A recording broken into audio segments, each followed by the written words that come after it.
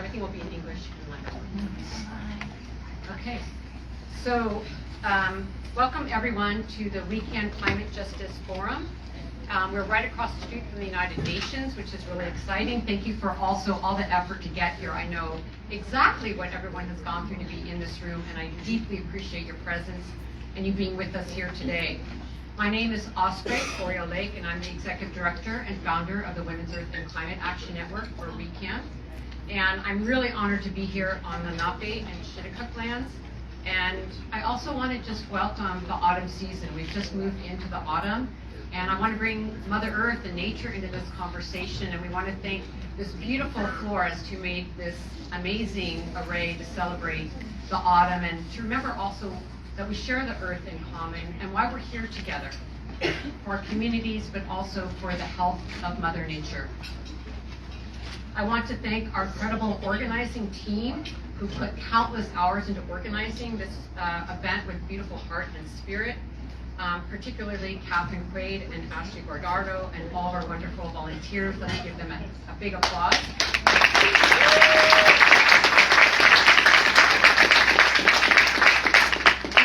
We forget all the hands and labor behind the scenes, and so I just thank you for that, because we really are collective working together, and there's a lot of behind the scenes work that goes on. Okay. No? We're just checking translation for a moment.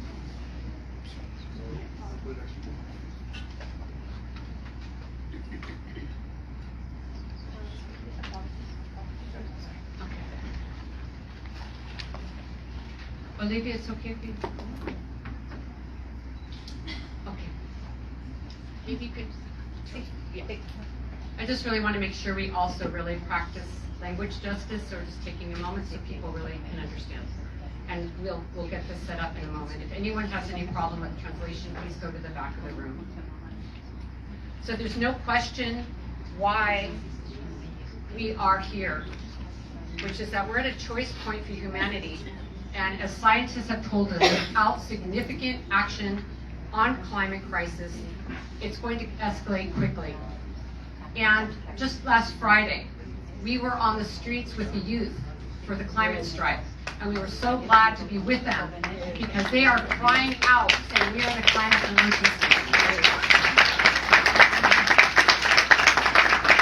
Every day we can see for ourselves forest fires burning all over the world, massive flooding, extreme droughts, and people losing their livelihoods and lives. And I want to bring this climate emergency into this conversation, because one of the things that we've been observing since we've been here at Climate Week is a lack of action, because a lack of understanding that people are already dying. Forests are burning. And we want to bring that urgency into the space, not to panic, but to strategize and to think and be very clear about the time frames that we have and what must be done now. If we act now, we can make the changes that need to happen, but we have to act now, and that means accepting this moment in time. The UN Summit of the Future has just completed within the context of the UN General Assembly, and it has been stated that the summit is a once-in-a-generation chance to meet 21st century challenges. This is what they put out to the world. Yet, there was originally no mention of fossil fuels in the planned outcome document, which is called Impact of the Future. No mention of fossil fuels.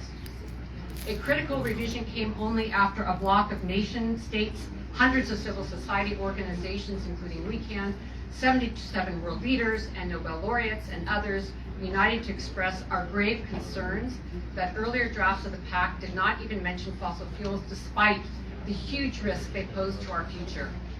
We pushed back, telling member states that this was unacceptable, and then it was added, but it was only after the pushback. We also know many people have worked on that. We also know just a few days ago that the COP29 presidency put out their agenda for going to Azerbaijan, and fossil fuel phase out is not on that agenda. So we have our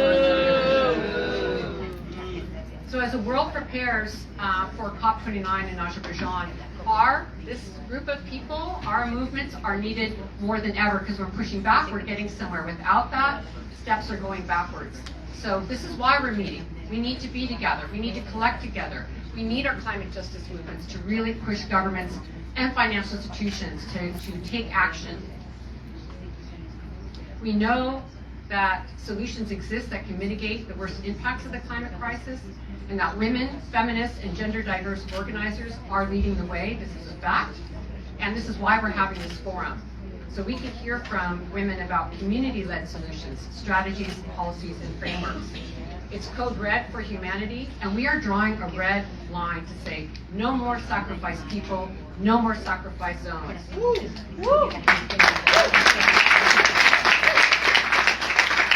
This is a time to unite together to build a healthy and equitable future that we know is possible for our communities and the earth. And on every continent, women environmental defenders are rising up, putting their bodies and lives on the line to protect Mother Earth, our communities, and all that we hold dear. And today, I really want to honor women and Two-Spirit land defenders and bring light to the struggles and solutions of so many courageous leaders, many who are sitting here and will be on the second panel. There's a historical connection, the violence against women and violence against Mother Earth, that we can't afford to ignore, and it must be healed. And we don't have time to go into that deeper analysis, but I really want you just to think about the violence that is happening to women and how it's connected to this historical relationship to the land. I ask you to join me in celebrating and standing in solidarity with our women's movements around the world, rising as caretakers and as protectors and defenders of our precious planet and our communities. Nature's made it crystal clear we're not going to buy or negotiate our way out of this crisis, and that it's time to have a very different approach. It's critical right now to radically imagine a world that we know is possible. And I say this because as stability in the current system falters, this is actually a time where new ways of thinking, visioning, and being can have a considerable impact. Even ideas and policies that seemed too radical before, this can be their time, and you're going to be hearing about this on these two panels. Like, this is our time to imagine our future, because the ideas that are floating around, that are business as usual, are taking us off a cliff quickly. Importantly, the pressure and insight of global people's movements are central to pushing forward transformative and bold leadership right now, because we do not yet have the politics in place to tackle our multiple interlocking crises. The politics are not there, which means we have to force them to be. So we need to draw upon the knowledge and leadership of Indigenous, Black and Brown and frontline women and feminists and global advocates who are already deeply engaged in solutions. The solutions are there. It's the interference that we're really struggling with. It's not that we don't know what to do. And just to give one example, we went deep into research on many different points around women's leadership, but just to mention one, that something called the Women's Political Empowerment Index, which really monitors women in different countries, their social status, their engagement in politics, their financial status, all over the world, with just a 1-unit increase in the Women's Political Empowerment Index leads to an 11.51% decrease in carbon emissions, which is phenomenal. So, like, let's move some folks aside and bring these women into power where we can get this job done.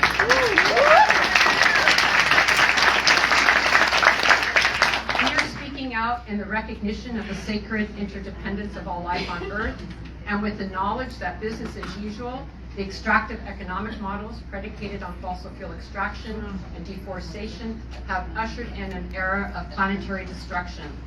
And we are calling on governments and financial institutions as they prepare right now for COP29 and beyond to steadfastly commit to keeping global warming below 1.5 degrees C. We have to continue to fight for this. If we don't, a lot of folks and a lot of animals and a lot of places are going to be struggling and dying. And we can't let them move from that 1.5 degree guardrail. Very specifically, this means phasing out fossil fuels, which will be discussion that our speakers will be addressing. our call to action for gender justice, racial justice, upholding indigenous rights and rights of nature, calling for a just transition, and immediately keeping fossil fuels in the ground is an ongoing agenda for people on the planet. It's an urgent call for our collective survival. We also call on governments to respect the right to freedom of expression and peaceful protest, and to immediately halt the criminalization of land defenders whose efforts are central to a climate-just world. And I wanted to make that point because any of us who have been out on the streets advocating, not just in the United States, but around the world, our civic space is shrinking. And our human rights are at stake. And we need to be able to speak out. And we need to do it without being criminalized. And this is getting very, very challenging because real things are happening. Our movements are going more powerful. And the powers that be, if you will, that want to keep things as they are pushing hard against us. And so we really need to also keep addressing this to our governments, that we need to stop the criminalization of land defenders. We have the right to speak out and protect our communities and nature. Yes. We are rising, we're not waiting, we can't act now, and we must act now. And with that, I just want to show you a short video that shows a lot of these amazing women leaders, and then we're going to go ahead and introduce them and hear from their brilliance. Thank you so much.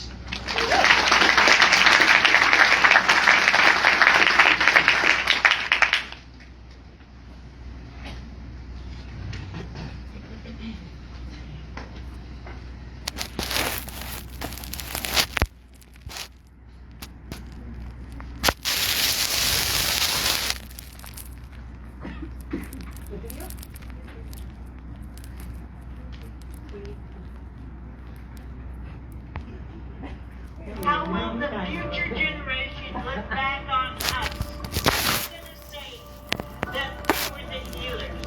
We were the warriors that stood up within so that they may live.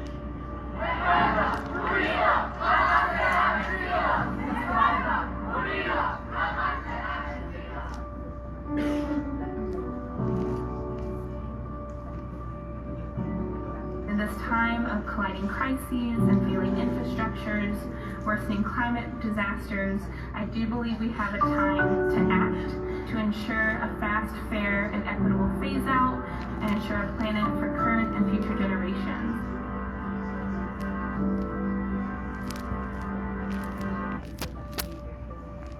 A recent report by the UN Environment Program found that governments still plan to produce more than double the amount of fossil fuels in 2030 than what would be consistent with limiting global warming to 1.5 degrees.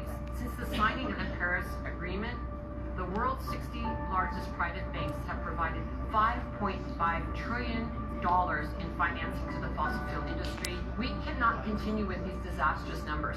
The fossil fuel industry has hurt us for far too long, both in terms of emissions, but also causing a lot of wars and militarization. And when we talk about the impacts of oil and gas and why we need a phase out of oil and gas all across the globe, is because this is not just about the reduction of emissions at source.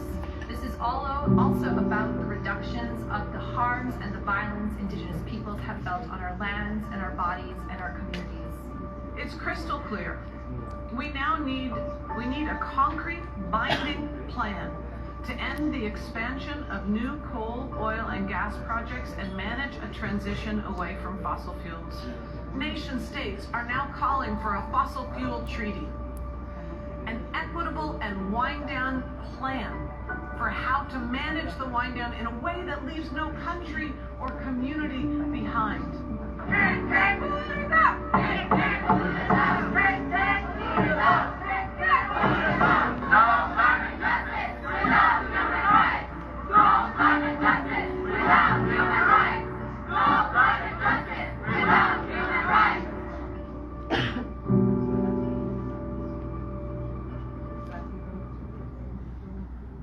Nós, mulheres, precisamos continuar avançando juntas.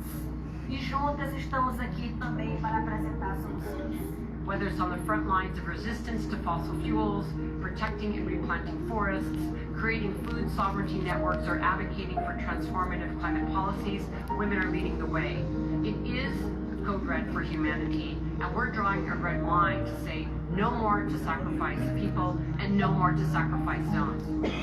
We need to decolonize these spaces because, like, if the planet is still alive, it's because we, the women, are taking care of our lands. The message is quite clear. Feminists, frontline activists, frontline women, indigenous people have long had the solutions, are advocating for these year in, year out, and it is time we heed to their leadership because we have long run out of time. Viemos fazer clamor. Não há possibilidade de barrar as mudanças climáticas sem considerar os territórios como solução número 1. Pela terra, pelas águas, pela floresta de pé, não podemos derramar sangue indígena no chão. We're enacting things in the Ponca territory like the rights of nature because we know that we as human beings are not separate from nature. But at this moment, we are nature protecting itself.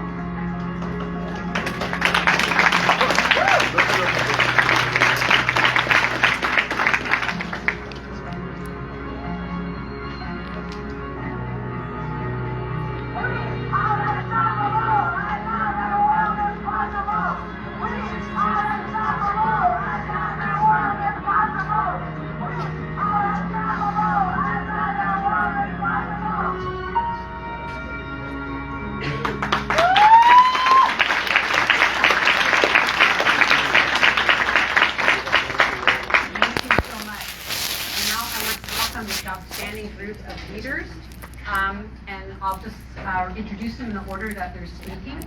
First, we're going to be hearing from Rochetta Ozane, and she is the founder of Vessel Project of Louisiana and is here in the United States.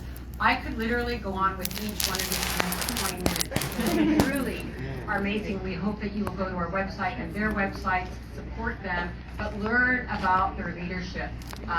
And we will be sharing out on the list that we have you all sign up for their organizations. We want you to support everyone that is here speaking. So first we'll be hearing from Rochetta Ozane. Then we'll be hearing from Zipporah Berman. She's the founder and chair of the Fossil Fuel Non-Proliferation Treaty, and she's from Canada. And then we'll be hearing from Secretary Claire Tembe. She's the first Secretary of Indigenous Peoples of the state of Pará in Brazil, and we're so honored to have her here. It's amazing what is happening in Brazil with the indigenous leadership. We have Sonia Guajajara, which you saw in the film, who is now the Minister of Indigenous Peoples of Brazil, and she's here also advocating, and also tonight we'll be also hearing from Celia Jacabeira, who is a congresswoman from Brazil. So these indigenous women went into the government and are taking over the government, and I love it. So I'm very glad to have them here. And we'll be hearing from Ariel Deranger. She's Athabasca Chippewa First Nation. She's the Executive Director of Indigenous Climate Action, also from so-called Canada. So glad to have you here, Ariel. And then last but not least, we'll be hearing from Olivia Tirco-Visa. She's Shapara woman, and she's the president, so another indigenous leader, president of the Shapara Nation of the Peruvian Amazon from Peru. So glad to have you here. Thank you. We have our illustrious timekeeper right here to keep you all on track. And we'll go ahead and hand the floor now to Rochetta. Please go ahead. Thank you. Hey y'all, how y'all doing? Let's give Osprey another hand. You know, as a black woman from the South, from Louisiana, I'm originally from Mississippi. That's where I was born and raised and grew up, but I now live in Louisiana. So as a black woman coming from the South, a lot of times I felt like, you know, I wasn't important. My voice wasn't heard. No one wanted to, you know, hear what I was saying or welcome me into the room. But I must say, I am so blessed and honored to have the opportunity and the connection to be with such amazing women and people. And for Osprey to always reach out and say, Rochetta, do you want to be a part of this? We want to hear from you. You're doing amazing things. So again, I'm so grateful and thankful to be here today. And I did not expect this turnout at this time of day during such a busy climate week. So thank all of you for showing up. We are unstoppable. Another world is possible. Woo! As stated, I am Rashetta Sibley Ozan. I am the founder, director, and CEO of the Vessel Project of Louisiana.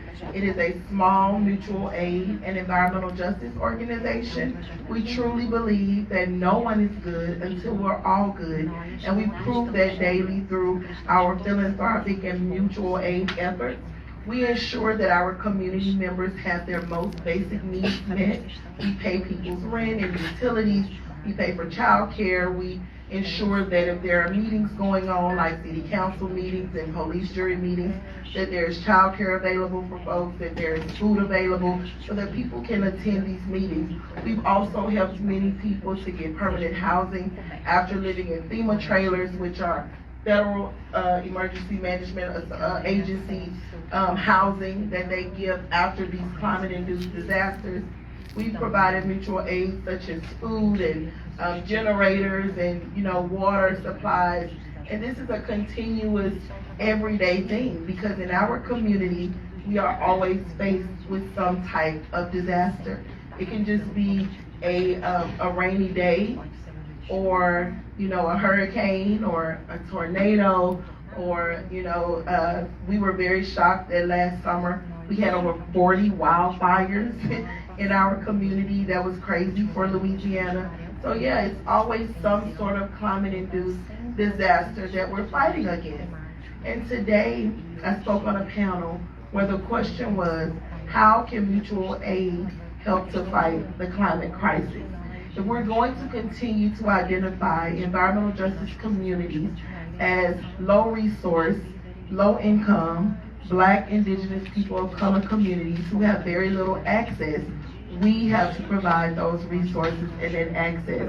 And that's how mutual aid is going to play a part in winning the fight against this climate crisis, because we know that the people who are closest to the problem are closest to the solution. And if we provide them with the resources and the funding that they need, they will change the world. We are seeing it every day. We're seeing it in this room. We're seeing it on this panel. Women and people of color have come up with innovative ways to survive and thrive in their very communities that are killing them.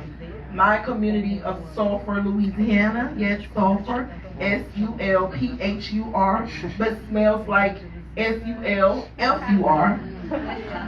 It's surrounded by more than a dozen petrochemical, gas, oil, and other chemical polluting facilities. We also have a spaghetti bowl of pipelines. We've also been announced as one of the sites for the new direct air capture hub. We have about 5 LNG facilities that want to come in less than 5 miles of each other, and more than 20 new or expanding facilities are slated to come up online along the Gulf Coast in the next few years. How is that going to help us reach our climate targets? We're talking about an era where we're discussing climate tech at the same time as approving new polluting facilities. It doesn't make sense. The math is not mathing. The way to capture the carbon is to stop taking it out of the ground in the first place. We have attended several of the COPs as a community. I've also attended by myself, for our community members. We've attended federal meetings, local meetings, city meetings, state meetings. We've come here to New York Climate Week, and our message has always been clear that the only way forward is a fully funded, feminist, fast, equitable, forever phase out of fossil fuels. Thank you all so much for having me here today.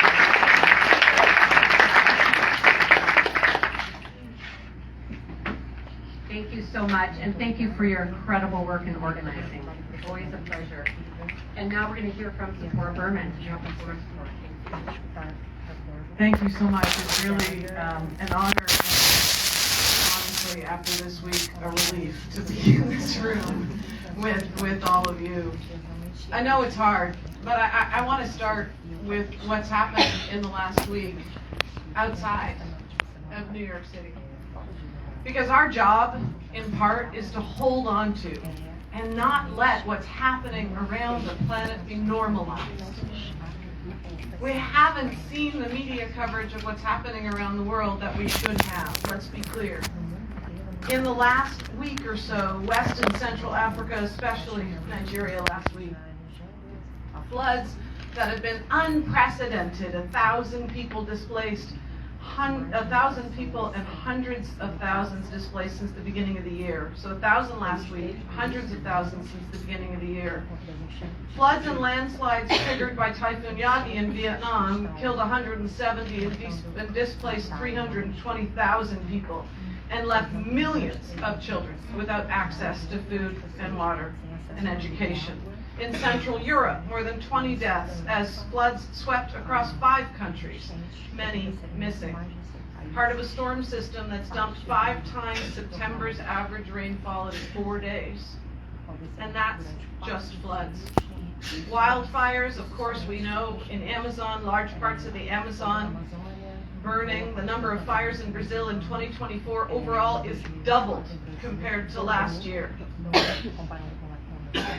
This week. That was all this week. This year, 1.5 million people are migrating right now inside the Mekong Delta because their water has been salinated due to sea level rise. In Papua New Guinea this year, over 2,000 people were buried alive in an hour because of a landslide due to floods. 8.7 million people will die this year alone due to air pollution, predominantly from fossil fuels. This year, the records in temperature broke records, and we saw hysterical weather reporters talking about how the global hydrophile cycle has spun out of control. That's what's happening right now. Why? 3 reasons. Oil, gas, and coal. Yet we're on track to produce 110% more oil, gas, and coal by 2030 than we can ever burn if we want to stay below 2 degrees. Yet here's the kicker. The IEA says that we have everything we need to cut emissions 50% by 2030. Everything we need to cut emissions 50% by 2030. 6 years from now. All of the technology we need, all of the capacity we need. So why isn't it happening? In Dubai, we heard about a tripling of renewables, this huge announcement with all the swanky people. We're tripling renewables. That's fantastic. We need renewable energy, we need electrification, we know, because every ton of carbon right now that gets trapped in the atmosphere will cost lives. But you know what? The atmosphere doesn't really care how many solar panels we build. It cares how many fossil fuel projects we stop. We need those renewable energy commitments, but we also need a plan to phase out fossil fuels. We need those renewable energy commitments to be connected to displacing existing fossil fuel assets. And then here this week in the halls of the UN General Assembly and in so many events I've been to, we've heard about carbon credits and offsets and tree planting, while these same governments, especially the 5 wealthy governments, are expanding oil and gas. Look, carbon capture and storage and tree planting, our government's committing to that, the companies saying that that's okay, and then continuing drilling. It's like drinking carrot juice in the morning and then smoking a pack a day and saying they cancel each other out. I'm sorry, the world doesn't work like that. We need absolute emissions and production decline, and that's what the International Energy Agency has said, that's what the UN Production Gap report said, that's what the International Panel on Climate Change has said. So why isn't it happening? In 2024, new oil and gas leases awarded will already in 2024 could unleash 12.9 billion tons of greenhouse gas emissions. 825 of those new oil and gas licenses handed out were in the wealthiest countries in the world. We know that wealthy countries need to act first.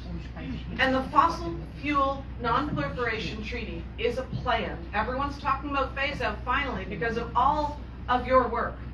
But what's the plan? We need a plan that is equitable and fair on who gets to produce and how much and how we want it down. And if countries in the global south, countries in the Amazon, Ecuador is going to stop drilling for more oil, well then they have to do something about debt, because right now they're drilling or coal mining just to feed their debt. So under the Fossil Fuel Non-Proliferation Treaty, we're working with governments to design trade agreements, tax agreements, debt relief, to get governments to cooperate. I sat here in this very room, I think Osprey was at this very room. I sat here in this very room a year ago and told you that we now had 6 countries that were endorsing the Fossil Fuel Treaty. Today we have 13, and 2 of them, Colombia and Timor-Leste, are fossil fuel producing nations. This is not just an idea anymore being built by civil society and indigenous groups and cities, faith leaders around the world. It is. Make no mistake. It will be built from the ground up.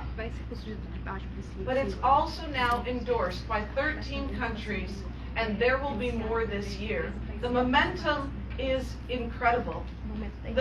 We now have support from some of the largest trade unions, including Unison, the largest union in the UK. 115 cities have endorsed. And your organizations, 3,500 of them, in 117 countries, are now working on the Fossil Fuel Treaty, because we are so much more powerful together than we are apart.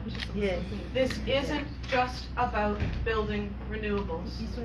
This isn't just about changing our energy systems. This is about reimagining power in every sense of the world. And power is built by those who show up. We are showing up. We are showing up to change the structures that continue to drive decolonization and the climate crisis. We are showing up because history is made by those who show up. So thank you so much for showing up.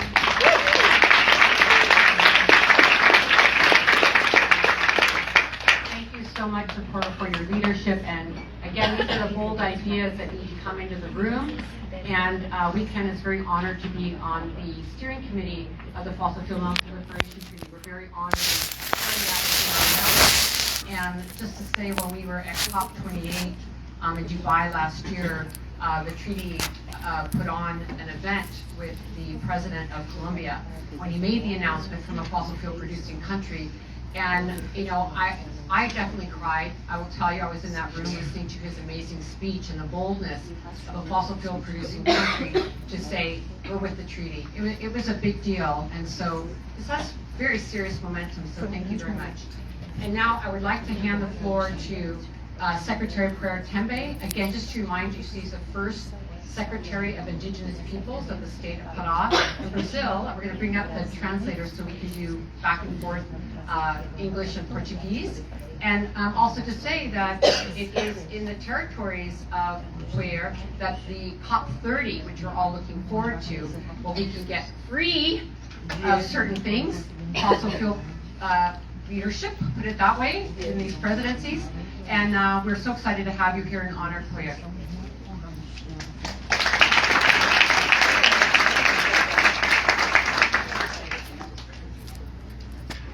I apologize.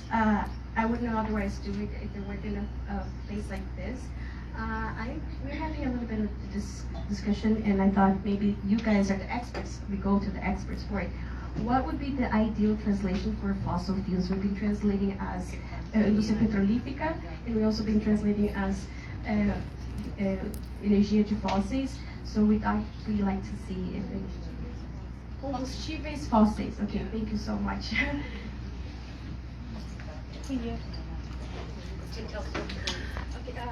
Perdão, eu falei que eu não tomaria essa liberdade se não fosse um público assim, mas nós estávamos aqui um pouco em dúvida em qual a tradução correta para fossil fuels, e aqui nos foi dito que o correto, quer dizer, não correto, mas o mais usado é combustíveis fósseis, e a gente queria, em termos de liberdade linguística, fazer o termo correto. Obrigada. Boa tarde. Por licença mesmo, cumprimentá-las, companheiras de mesa, mas como eu sou pequenininha, baixinha, as I'm small and short. é melhor levantar. It's better to stand up. Boa tarde, Good afternoon. plateia. Boa tarde. Boa tarde. É sobre essa energia que a gente quer sentir. That we're talking about. Can you do it after her? Let Yeah, her say after. something and then you do it. You're used to doing simultaneous, but we have her in our ears as well. So she says something and then you go. Oh, okay. No, it's okay. It's just we don't have Se precisar, também podemos chamar a Laísa para poder ajudar na tradução, por favor. Tá? Vai ter que levantar e a gente acaba de falar por favor, também, para ajudar. Mas você está ofegante. Vai lá ajudar, por favor. Bom, mais uma vez, boa tarde. Como já fui apresentada, aqui, além de ser secretária, sou uma das cofundadoras da Articulação Nacional das Mulheres Indígenas Guerreiras da Ancestralidade. Thank you so much. As I have been introduced before, I'm also a part of the women. I'm the secretary, the first secretary of Indigenous Peoples of Parai State, and this is not my only role. I'm also the co-founder of the National Articulations for Indigenous Women of Ancestry. Do qual estou aqui com uma das companheiras, a minha companheira, ali o Atatakalu. Levante a mão, Atatakalu. And one of my, and I'm not here by myself. I'm not here alone. One of my partners is here, Watatakalu. E somos essas mulheres, juntamente com a ministra Sônia, com a nossa deputada federal Célia Chacriabá e as demais mulheres que também são desse coletivo da Amiga. And we are here, we are a group of women. We're not alone, as I told you. We are joining forces with the secretary, with the minister, Sonia Guajajara, and also the congresswoman, Célia Chacriabá. E a gente olhar hoje aqui, homens, mulheres, uma plenária aqui, eu diria de uma diversidade de idades e de gênero também. And when I look at you, I can see men and women and young people, and I can see diversity, not only diversity of gender, but all the diversities I can see here. E é importante, numa plenária dessa, onde o tema me parece ser muita questão de gênero, as mulheres, e ver os rostos dos homens aqui. And it's really important for us for me to be here looking at your face, and not only that we are in a discuss of empowerment of women, but it's also good to see the faces of some men here. Obrigado aos homens que estão compreendendo e sendo sensíveis sobre o que as mulheres estão fazendo. E não é somente as mulheres indígenas, é as mulheres no planeta estão fazendo para pegar essa linha de frente com o combate a esse desmatamento que é avassalador. So thank you, men, because you are here supporting the women, and not only the indigenous women. It's about all the power of all the women that we are doing here together, joining forces and fighting against the deforestation and all the other bad things that are happening. É importante unirmos forças entre homens e mulheres, para que nós possamos lutar pela desigualdade, lutar e ter força, energia. A gente está muito falando de combustíveis fósseis, dessa energia de transição, mas eu pergunto, e a nossa energia? A energia humana? We are here talking about joint forces, and joint force is really important. We're here talking about the fuel fossils, and we're talking about energy, and energy coming from fuels. But what about our energy? What about the human energy? It's really important to put this energy in this cause. Nós, mulheres indígenas no Brasil, tivemos um desafio muito grande. tivemos um desafio e uma coragem que nos inspirou a irmos às ruas. We, indigenous women, we faced different and very, very hard challenges, but these challenges, they gave us courage to go to the streets and fight against the things that we don't believe. A enfrentar um governo genocida, um governo que era o governo Bolsonaro. These challenges gave us courage to face governments like Bolsonaro's government, which was defending the genocide, and we were there facing it. Enfrentar o governo Bolsonaro e enfrentar a pandemia, nós decidimos ir às ruas e fazer a luta pela nossa liberdade. When we were facing Bolsonaro government and when we were facing the pandemic times, we decided to go to the streets and defend what we believe.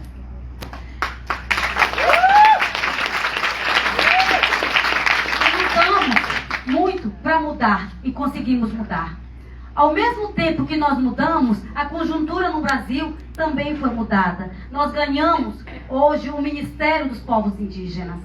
We join forces and we fight for things that we believe, and we could reach things. One example of it is the Ministry of Indigenous Peoples that we have now. It's the first time we have an indigenous ministry in Brazil. O Ministério é luta dos povos indígenas, é fruto do que nós decidimos fazer. Nós decidimos lutar e não morrer. The ministry is a result of all our fights, is a result of what we decided to do, and we decided to face all the challenges, and here we are.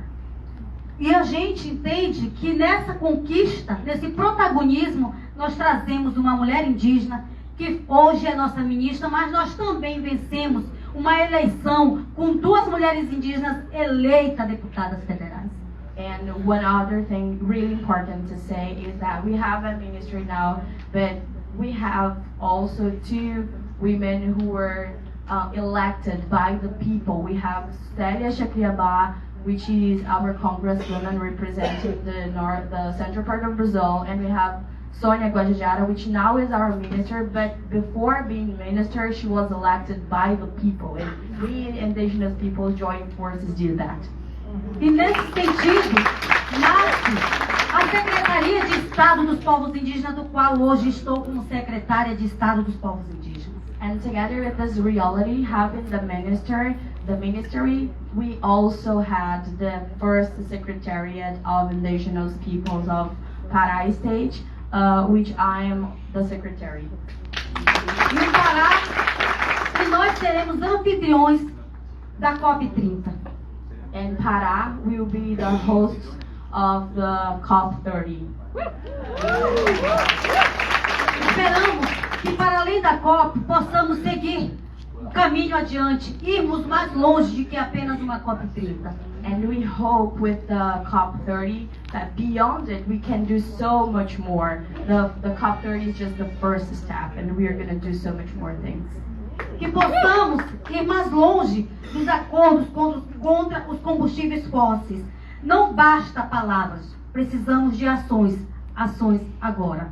And we are trying to join forces to go beyond those agreements that we are having. For example, this agreement against the fuel fossil, you know. And this is we need more than words. We need action. Essas ações estão na sabedoria indígena e que o mundo insiste não reconhecer.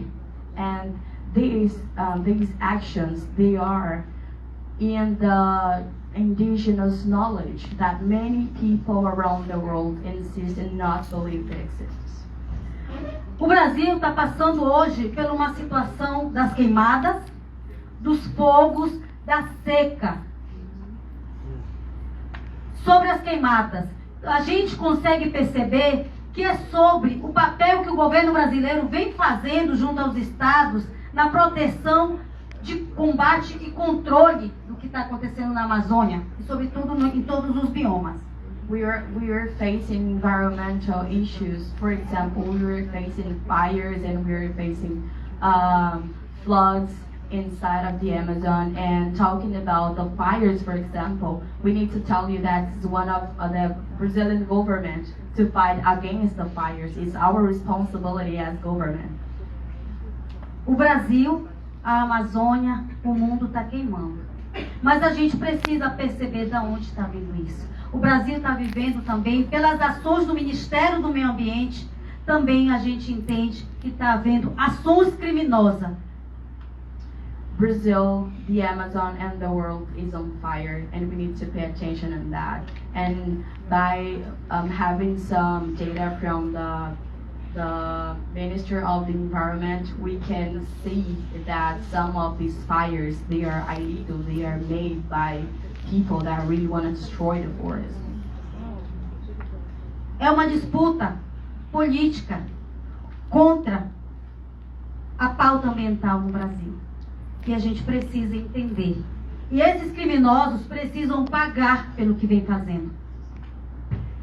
These are some of our fights. We are fighting against some politicians that believe that it's important to fire the Amazon, for example. And these things we are facing, and we are winning at some point, but we will keep facing and fighting against it.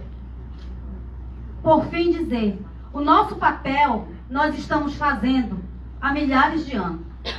E vocês? O que vocês estão fazendo para proteger, para educar e reflorestar as mentes de vocês, da família de vocês, da sociedade de vocês? Essa luta não pode ser mais apenas das populações tradicionais. Essa luta não pode ser apenas dos povos indígenas. Essa luta em defesa do clima, ela precisa ser de todos nós. We as indigenous peoples, we are protecting the forest for millions and millions of years. And this is part of our role. But my question for you is, what are you doing to reforest the minds of the people to fight against the people who are destroying the forest? We are doing that because it's part of our role. But let's together join forces and reforest not only the territories, but the minds of the people. Quero convidar todos para a exibição Somos Guardiões. Por favor, assistam e reflitam sobre as suas ações. Thank you so much. We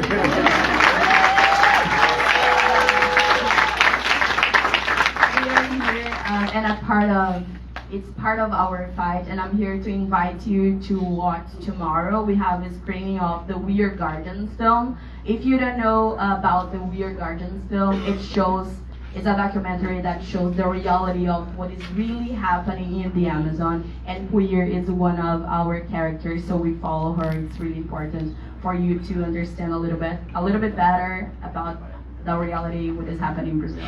So watch it and let's join forces. Let's do it.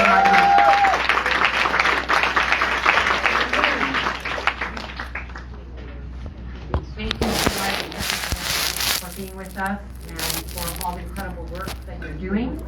And we're really honored because just this, we've been working with Indigenous women in Brazil for many years, but Sonia was still first coming here to the United Nations years ago, but also we're developing a formal relationship between Amiga and WeCan, which is this incredible group of Indigenous women to really support their leadership, to make sure they have space in front of the people that they need to, and ensure that they can get to the different international forums to share their message and prepare for COP30. So thank you so much for that, and I'm now very honored to give the mic over to Ariel Derajay. Please take us away. Thank you very much. Merci. Ik ben het tijd en is ook de neta Ariel de Equihushe, Derajay Betsini Hasli, Athabasca Chippewa First Nation, held C. My name is Ariel Ekwi Deranje, and I'm a member of the Athabasca Chippewa First Nation, and we are a Dene Sultane Nation, or Dene Nation. Yes, we are related to the Dene of the Navajo Nation. I would say we're their ancestors. They might disagree with me. I just want to say thank you so much for the previous speakers, and it's a hard act to follow with such incredible speakers. We've gotten an overview of what it means to be on the ground and in the grassroots, and what it means to be there for your community from our voices from Louisiana. We've heard about the global impacts that are happening in the climate crisis of just the huge proportions we are up against. And we've heard about the incredible leadership of Indigenous women that have managed to rise out of imposed colonial rule and oppression and become leaders in their own country and driving real change on the ground.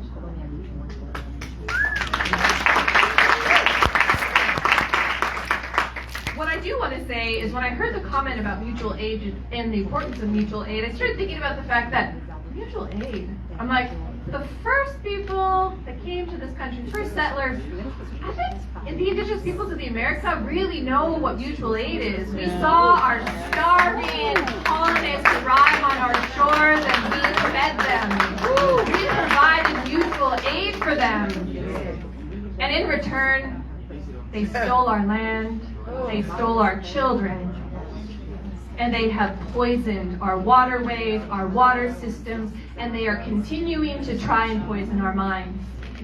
Yesterday on a panel, my good friend Clayton Thomas Mueller said, on the onset of colonization, one of the first things we had to deal with was this lack of separation between church and state and the attempted indoctrination of Catholicism and the church into our communities. And today we are dealing with the lack of separation between colonialism and capitalism. And the attempted indoctrination of capitalism into our minds and hearts, even as indigenous peoples. We are being pressured into selling our lands and territories and our cultural connections to who we are as indigenous peoples for money, for samba, for sunya, as Clayton said. Why? For what reason? Well, there are lots of work has been done to define and outline and really spell out the unique lifeways and rights of indigenous peoples. There remains ongoing challenges for advancing indigenous peoples' independence and sovereignty from colonial rule. Colonial states still hold a majority of power over indigenous populations, our lands, and our territories. And as a result, our rights to what is called free, prior, and informed consent has been degraded time and time again. In North America, indigenous populations and the way that our rights are held as a global standard.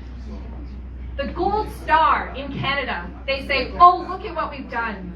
We've moved into truth and reconciliation in Canada. We've said, oh, we're sorry for what we've done to you. Yet every day our children are taken away from their homes and put into foster care at astronomical rates. Our people are put into prison at 75% of women population in the prisons are indigenous women. Indigenous women are criminalized at a much higher rate. We have to understand that if we perpetuate the idea that the benchmark of indigenous rights is held in places like Canada, we are going to fail indigenous peoples the world over. Most importantly, I want to talk about some really, really interesting stats and facts. We saw that 5.5 billion or trillion dollars is subsidizing the fossil fuel industry. So let's talk about indigenous peoples in philanthropy. Of the global philanthropy, a report by the International Funders for Indigenous Peoples stated that of all global philanthropy, only 0.6 or $4.5 billion, this is not even close to the $5.5 trillion, has been identified as benefiting indigenous peoples. Only benefiting though. Because of that global philanthropy, of that $4.5 billion, only 0.3% of that $4.5 billion is actually going to indigenous communities themselves. It's being held up in white organizations and entities that are perpetuating this paternalistic approach that indigenous peoples can't do it themselves. Yes.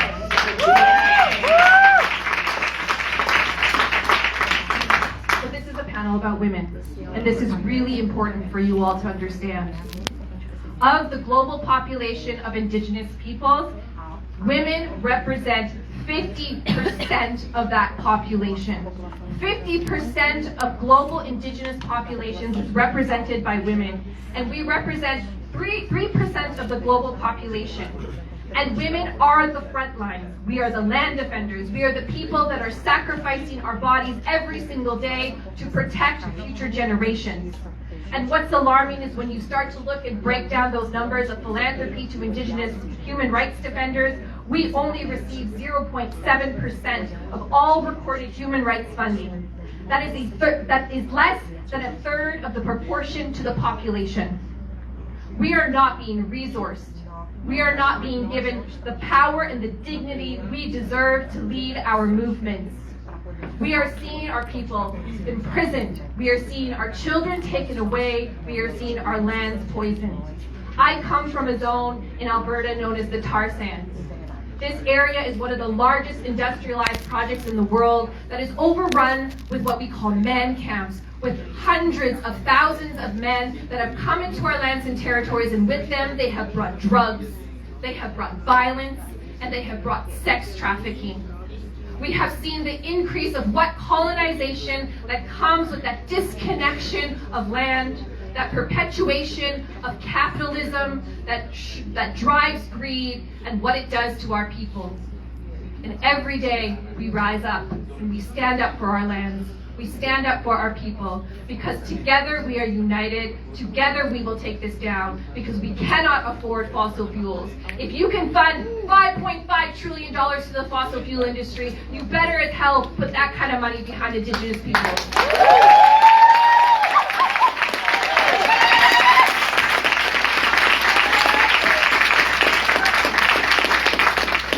I didn't get into a lot of the fossil fuel stuff, but we are also saving the planet, you know. Thank you, Mr. Carroll.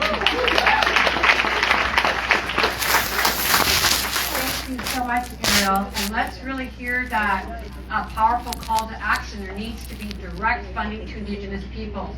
I don't know how to say these things differently, like stop fossil fuels, stop fossil fuels. We keep saying the same thing. Fund indigenous people.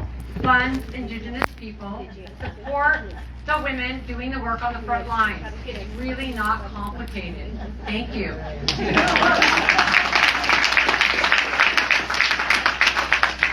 And last but not least, on this very fiery, amazing panel, you've warmed up the room. I hope they hear it across the street. We are going to hear from Olivia Turco-Bisa. She's a powerful Choctaw woman. She's the president of the Choctaw Nation of the Peruvian Amazon in Peru. And please go ahead and we can have you come to translate here. Is that very good? Thank you, Olivia.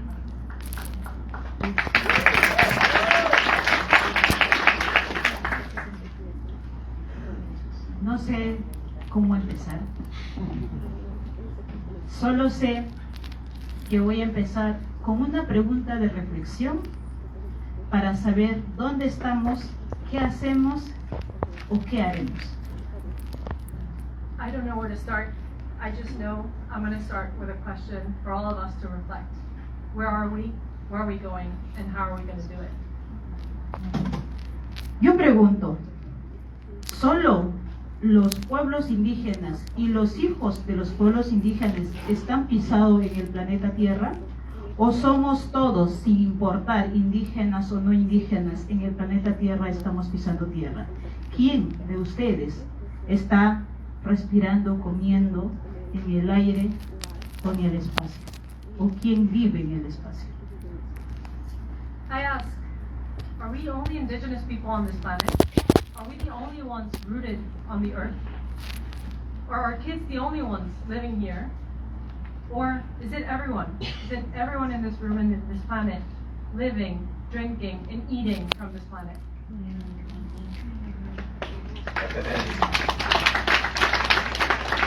Dicho esto, quiero decir que el problema para sanar esta enfermedad de la tierra no es solamente pueblos indígenas, es de todos. Having said that, I want to say that the problem that we have to heal the disease that this planet has is not only of indigenous peoples, is of everyone. Lo otro, no voy a repetir las causas y las consecuencias que está generando el consumo de los combustibles fósiles, porque está de más repetir muchas veces el daño que causa. And I will not repeat all the causes and effects that the fossil fuel industry is causing in our planet, because we've heard enough of that. Lo que sí sabemos es, ya nosotros sabemos, desde que se generaron las mesas de diálogo sobre cómo mitigar el cambio climático, ya sabíamos a dónde estaba yendo el destino de nuestra madre tierra. Well, we do know, since we've started climate change negotiations and dialogue tables on the effects of climate change, where are we heading? Ahora, ¿cuántos años ha pasado? ¿Qué es lo que hemos hecho? ¿Cómo estamos? La Amazonía está en llamas. Otros lugares del planeta está inundando. Estas son de las consecuencias de que, sabiendo cuál es el daño que genera las actividades extractivistas, el consumo exagerado de los combustibles fósiles iba a causar. Nosotros ya sabíamos, nuestros estados ya sabían, pero la terquedad está haciendo que toda la humanidad se extinga muy pronto. And how many years have we done this? How many years have we been talking about this? The Amazon is on fire, and so are other places in the world. There are floods in other corners of the world as well. And we've done this knowingly. Our state did this knowingly. We did this knowingly. So how much longer is this going to go? Nosotras las mujeres traemos vida, damos vida, y éramos conscientes de si no paramos y si no trabajamos juntos, el futuro de nuestros hijos iba a estar en peligro, y eso está a punto de llegar. Us women, we bring life, we give life, and we are aware that if we're not stopping the exaggerated consumption of fossil fuels, we're not going to get anywhere. We're aware that we need to work together. Es momento de decir, hombres, mujeres, niños, jóvenes, tenemos que levantarnos para decir basta. No estamos acá porque soy de profesión defensora ambiental ecologista, sino estamos acá para luchar la existencia de nuestros hijos, de nuestra generación.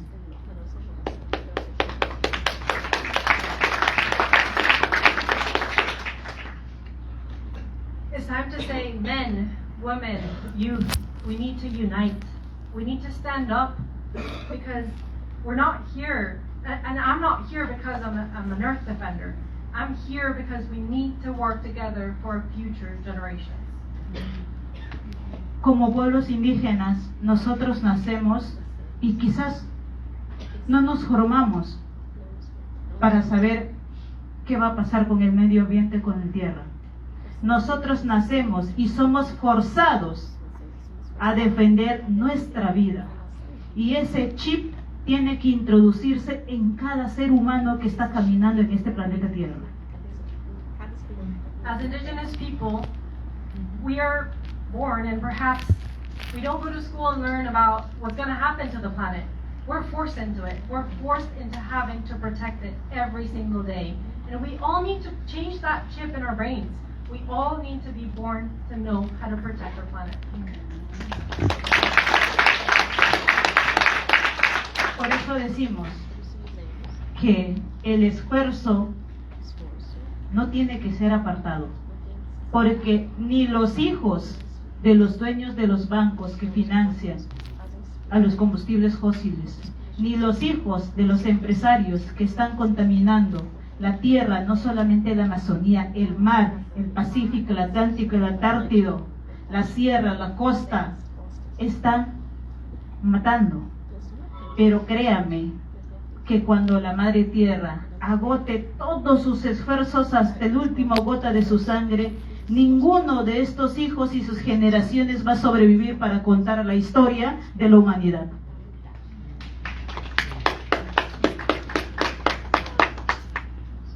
And that's what we say, we can't work separately. We can't work in separate roads. Because the kids of big bank leaders and big corporate leaders, and my kids, it's not their fault what we're doing. It's not their fault what we're gonna face. But when Mother Earth runs out of life, they are going to have to face it. And they're gonna have to face it together. Y con eso quiero decir que basta de sacrificar vidas de las personas que están luchando por la defensa de otra vida. Tenemos que entender que en nuestra Amazonía nuestros recursos no son objeto monetizado. Tenemos que entender que nuestra naturaleza, nuestra Amazonía, nuestro río, nuestros lagos, nuestro territorio es una esperanza de vida, no una caja chica, porque créanme que cuando la tierra ya no produzca más, el agua se seque, el dinero, por más millones que tenga, no se va a convertir en agua, en pez, en alimento para comer. Tal vez ahí entendamos cuando ya tenemos casi 99% extinguido. Pero yo quiero llamar a la reflexión a todos, porque se me acaba mi tiempo. Quiero llamar a la reflexión a todos, que estamos a punto todos.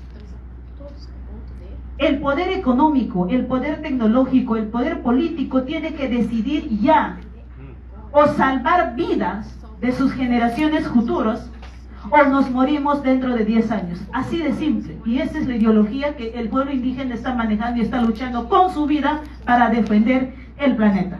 Muchas gracias.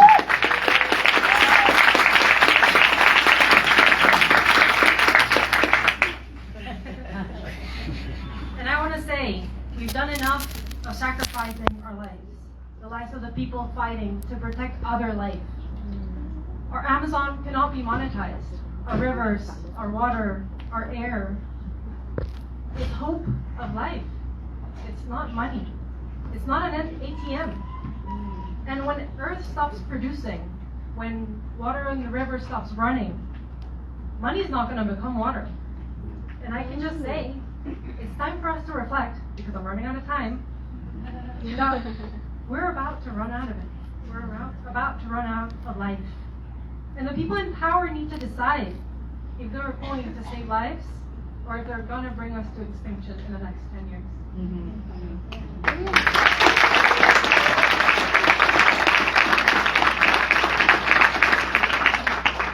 Thank you so much, Olivia, for your powerful words and wisdom. And also, I'm very honored to work with Olivia in different settings where we've met with financial institutions to talk about the terrible destruction that's happening in her territories, and to get these banks to stop financing fossil fuel extraction in her territory. And she's been a real incredible powerhouse going to these divestment meetings, and I just wanted to also honor her for that work and her leadership. At this point, we're going to close the panel, and I want to thank all of you so much for being with us. Your powerful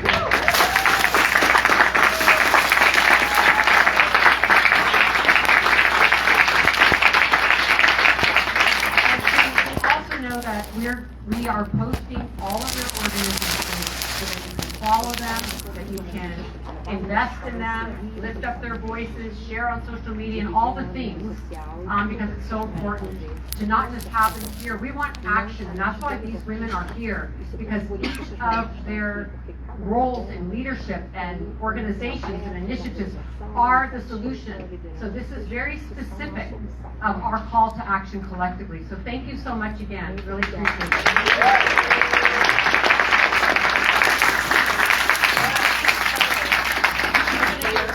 Fast photos. That's all right with everyone.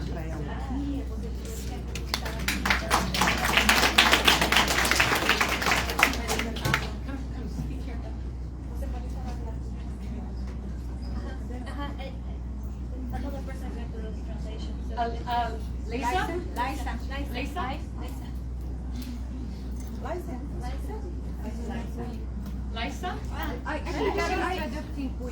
Ah, se foi com queer. No, no se fue, pero está aquí some translations there. Está traducido. Lisa? She's translating. Yeah, we will change. Yeah, so I have queer and license go there. Yes, I can help.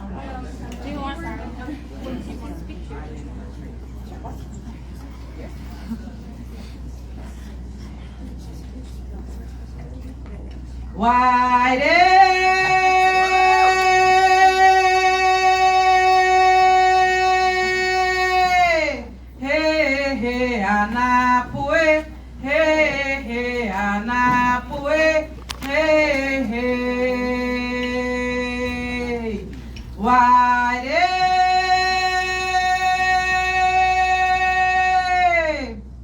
Quando a mulher fala cantando, ela nunca fala sozinha.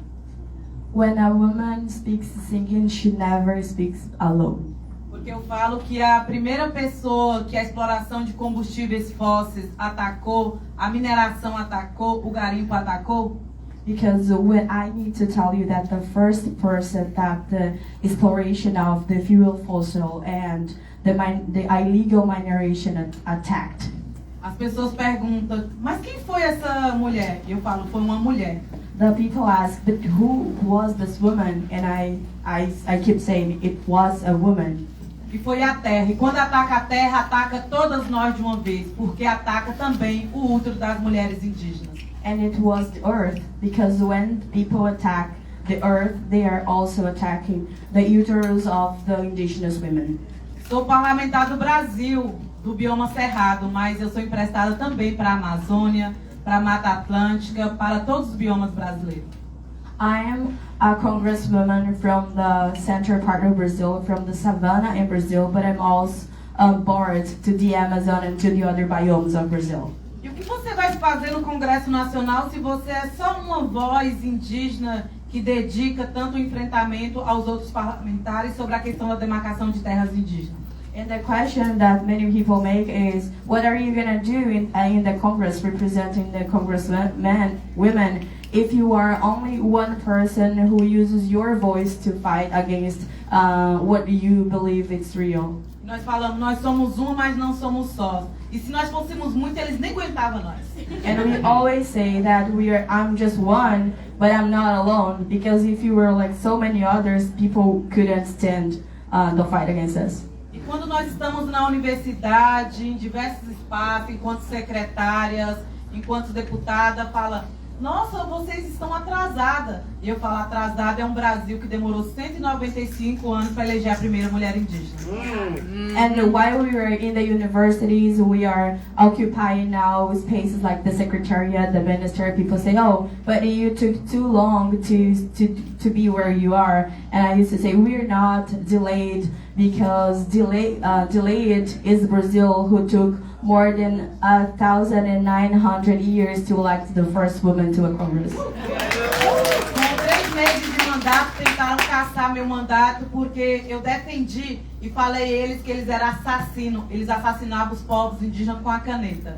While I was in my 3rd month of work, they tried to take this work of me because they said I was saying bad things. But the only thing I said was, you are murdered because you are killing indigenous people with a pen. E quando foi julgar se eu iria perder o meu mandato, eu falei, o que vocês fariam se sua mãe estivesse sendo estrupada, se sua filha estivesse sendo violentada? Eu não vim aqui para ficar calada. And when they were judging me and my work for that, my question was, what would you do if you saw your mother being raped and your sister being violated? I'm here to speak and my voice is not going to be silenced. A solução para barrar a crise climática, estamos à linha de frente enquanto parlamentar que tem também à frente de parlamentares por um futuro livre de combustíveis fósseis. Do you know why we are the reason, why we are the people facing, we are in this front line fighting against the fuel fossils? As a congresswoman, I'm going to tell you why. É porque quando uma mulher luta, uma mulher indígena luta, ela luta junto. It's because when a woman fights, indigenous people fight together. A nossa voz é solução, a nossa vida é solução, a nossa luta é solução. Não é mágica, é o nosso modo de vida. Our life is the solution, our voice is the solution, our traditional way of living is the solution. So we're not bringing a new thing, we're bringing our reality is the solution. Para enfrentar a exploração de combustíveis fósseis e da mineração, eu tenho dito que somente mulheração.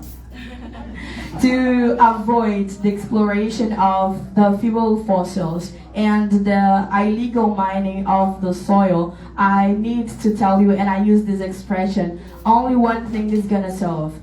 Women exploration. Let's humanize all the women. No meio de 513 parlamentares, eu fui a única parlamentar no Brasil a enviar recursos para a agenda do clima. Among more than 513 congresswomen in the Congress in Brazil, I was the only one who sent money to support indigenous people. E as pessoas ficaram admiradas e falaram: como você se sente sendo a única deputada? Eu me sinto triste, os 513 parlamentares teriam que enviar recursos para a terra. And the people keep asking me, how do you feel being the only congresswoman who sent money and support to fight against the environmental crimes?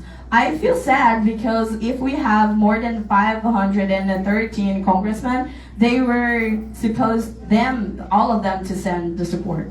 No Congresso eu tenho também uma PEC, uma proposta para ter a natureza como sujeito de direito, o Cerrado, a Amazônia, os rios, todos os biomas como sujeito de direito. I as a congresswoman have a project that uses the Amazon and the forest and the savanna as the subject of right of what we need to do. Tenho também um outro projeto que já aprovou a urgência, que trata do combate à violência às mulheres indígenas. Os mesmos que autoriza matar mulheres indígenas são os que autoriza também matar a terra. And I have another one which is against the violence against the indigenous women, because the same who approve the violence against the indigenous women, they approve the violence against the earth. Para finalizar, nós passamos por um momento de ecocídio, etnocídio, mas também de amoricídio. Quem mata a terra e uma mulher perdeu a capacidade de amar. We are going through a moment of ecocide, but this ecocide is an expression similar to genocide. So we are killing the ecosystems, we are killing the earth, and the person and the people who are supporting this kind of action are killing, the earth. And the solution for this is love. Quando chegamos, as pessoas perguntam se nós nos achamos importantes. Quando nós não somos vítimas do racismo da presença ou da ausência, nós somos vítimas do racismo da solidão. Nós não queremos ser sozinhos no espaço.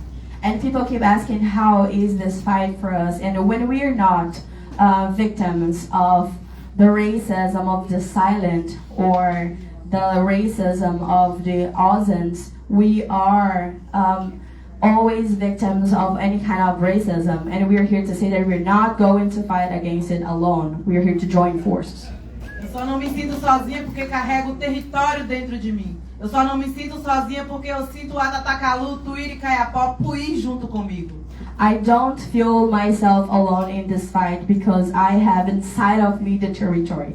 I carry with me the territory, and I always fight, and I feel Watatakalu, and I feel Tuíra e Caiapó, I feel Puí também with me all the time. Nós falamos que a solução passa por nós. Hoje, a presença de Sônia Guajajara e a nossa presença no COCA incomoda, mas também a possibilidade de transformar o Brasil. All the solution comes with us. We see Sonia Guajajara, the Minister of Indigenous Peoples, there, and my presence as a congresswoman, it bothers the people. But we are here to bother the people, because we are going to do that. Demarcação já para a exploração de combustíveis fósseis, as queimadas, porque a destruição é cruel. Mulheres indígenas ajudam a evitar a queda do céu. So we are fighting here for the demarcation, so the regulation of the indigenous territories, and we are fighting that together, and this is the solution.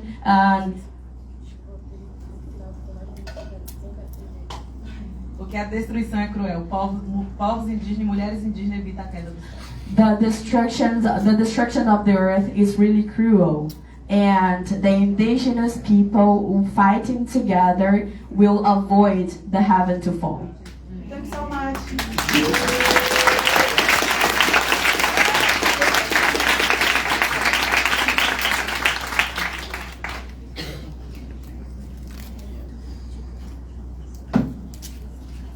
Thank you so much, and we're so honored that the Congresswoman had time to be with us. Thank you so much. Let's give her another round of applause.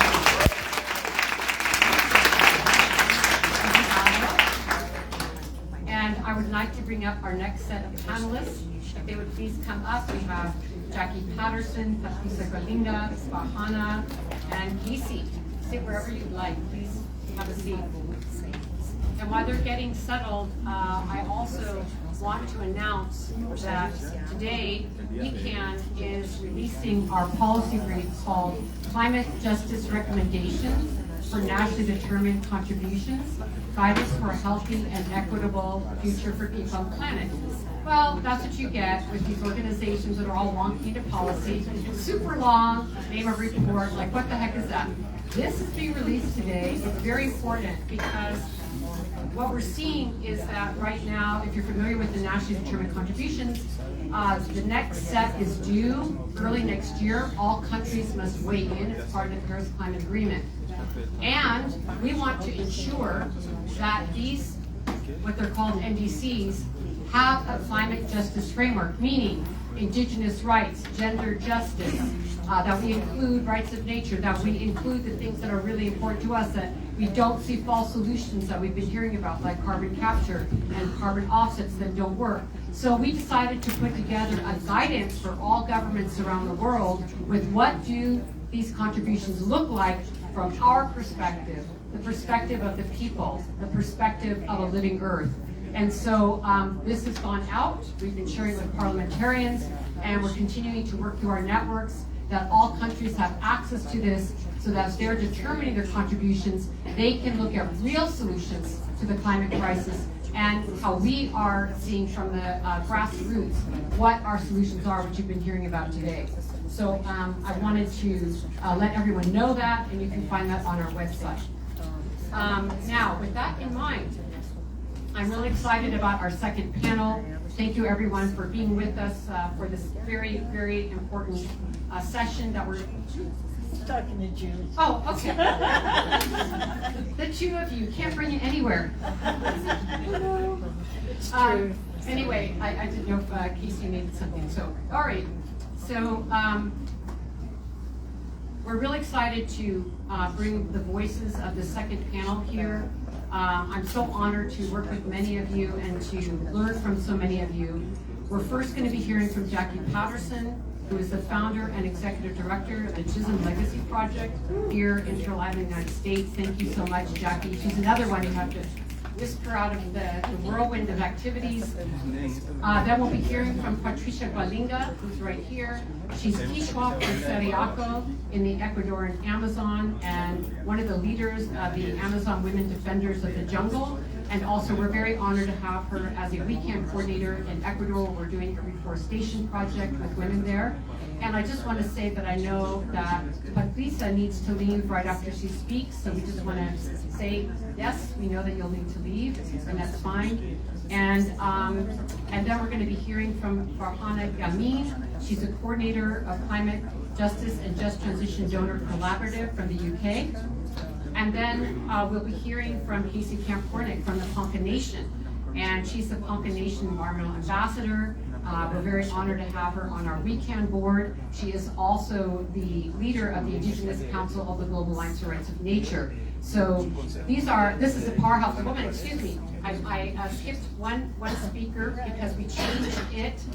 I need to have an excuse because we had a different speaker, so pardon me, no slide there. Before we hear from Casey, we're going to be hearing from Tara Daniels, and she's amazing. Talk about someone who can talk policy all over the world. She is a senior manager and does policy work at the Women's Environmental Development Organization, WEDO, who are really a powerhouse, especially when it comes to international negotiations at the UNFCCC and a lot of other amazing work they do. And we're so honored to have you here, Tara. That was not a slide. It was scratchy notes. And we're really glad to have you here. And you'll be speaking right after Farhana. And with that, I would love to hand the floor over to you, Jackie. Thank you so much for being here.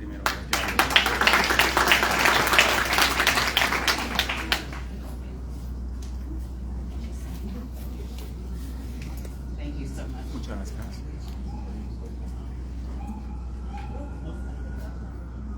Sorry.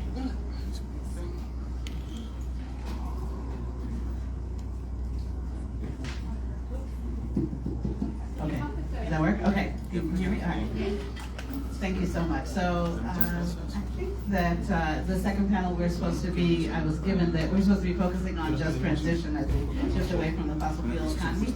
So just wanted to double check that. So as we sit here in the shadow of the General Assembly in the context of the notion of the United Nations, I wanted to just bring into the conversation the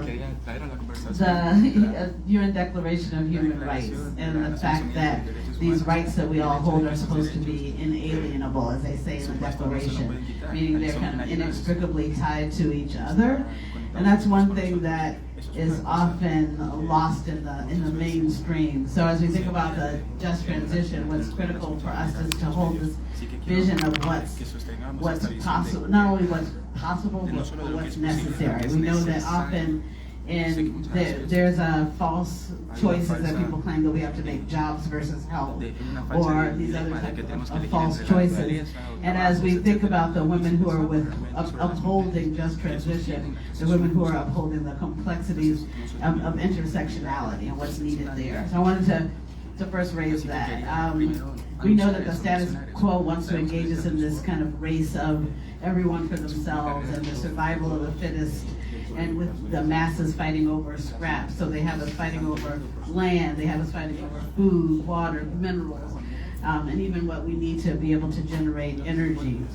They want us to believe that our existence and our chances of survival and thriving are dependent on the extractive economy, including the fossil fuel economy. And they've made us really prop up a system that is designed to enclose wealth and power in the hands of a very few. But the women who are leading and advancing just transition are in this panel, on the panel that was before us in this room, the women who are on the front lines who have recognized that collectively we're saying no more. We know the sister who stood up to big oil saying shall no. We know the woman who stood in front of the State House in Colorado and said, indigenous woman said, frack you fracking frackers.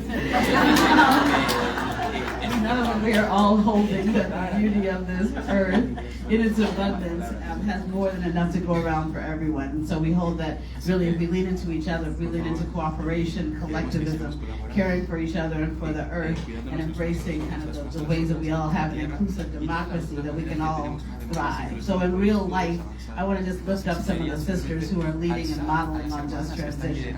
And I'm going to kind of go from women who start from an individual neighborhood level to the global level to take that progression. I call up a woman named Amy Mays who had her electricity turned off. She's in Phoenix, Arizona. and she had her electricity turned off for non-payment, and they kept imposing fees for her to get her electricity turned back on. And she finally said, okay, I'm just going to come off of the grid, and I'm going to start putting away the money that I would have paid towards my electricity bill to buy a solar panel. And then every other month she would buy another solar panel. And then she had enough to build to have an array. And she was an electrician, so she got up on her own roof and installed her own solar panels. And now she wrote an article afterwards that said utility greed locked me out of the grid, but solar panels have set me free. So that was amazing. We call up Sharon Levine, who is an organizer. Yes, and she used to be a special education teacher like me, so I appreciate her. I think about when I was singing Itsy Bitsy Spider in a circle, I would never think that I would be here talking about utilities. But Sharon Levine went from being a special education teacher into being an environmental justice advocate, successfully stopping the construction of a $1.25 billion plastics manufacturing plant along the Mississippi River in St. James Parish. And she did this through mobilizing grassroots opposition to the project, educating community members, organizing peaceful protests to defend her community. And the plant would have generated 1 million pounds of liquid hazardous waste annually in a region already contending with known carcinogens and toxic air pollution. So definitely kudos to Sharon Levine. I call up a woman named Joanne Hardesty, who is in Portland, Oregon. And she went from participating in one of the trainings that we were holding when I was with the NAACP to then going back to her community and presenting these principles around environmental justice, including the ones that were developed in 1991 through the convening of national leaders, which then turned into the Portland Clean Energy Fund, which is now a model fund and piece of legislation. And then based on her notoriety and her popularity and her influence in developing and advancing that resolution and ordinance, she then became the first African American woman to be on the city council of the city of Portland. So she, again, embodies that transition. I call up Denise Abdul Rahman from Indiana, who is a veteran and recovering mortgage banker, who decided she was from Indianapolis, and she became a volunteer with the NAACP working on environmental and climate justice. And she would hold a town hall meeting, she would do a training, she would do all of these different things, and now she. And the biggest thing, one big thing that she did, as she went from volunteer to activist, was she organized folks to be able to shut down a coal-fired power plant. She went up against both Big Coal and Big Greens, because Big Greens had a mandate to say, oh, we're going to close this. Our goal is to have an announced retirement for the coal-fired power plant. So it didn't matter whether it was next week or next century for them, as long as what their funding was to get the company to just announce that it'll eventually retire. But she organized a community to say, no, it's not good enough to say that it's going to retire eventually. We need to retire now. And so she was able to lead the community, and together they shut down that coal-fired power plant. In like 30 seconds remaining, I called also Kathy Eglin, who also is in Gulfport, Mississippi. She escaped Hurricane Katrina with her aunt and her neighbor and her husband, and went to and had to drive to find shelter. Then fast forward later on, she helped to organize to shut down the Jack Watson coal-fired power plant. And when we were at a United Nations meeting in Poland, there was someone from the U.S. who was speaking about the carbon capture and sequestration plant that was being built in Mississippi. And he said, oh, it's no problem because it's going to be built out in the middle of nowhere. And she raised her hand and said, hi, I'm Kathy Eglin from the middle of nowhere.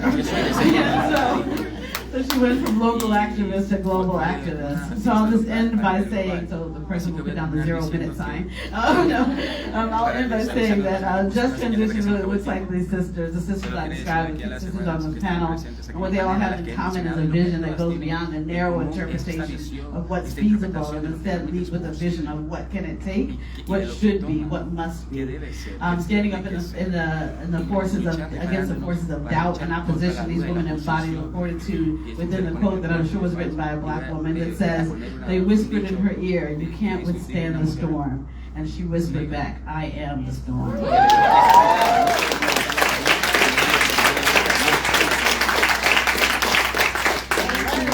That's Jackie Patterson, and you know, I really appreciate you lifting up all those women, but I wanted just to take a minute to say that you are a storm, Jackie Patterson, and Jackie, not that this is our you know, the high bar, but we will say it's important. She also won one of the 100-time Leaders of the Year for the environment. Women of the Year. And she really is leading that deep community work. She's a systems thinker and has plans like you cannot believe to transform the United States of America. And I just want to thank you so much for your work.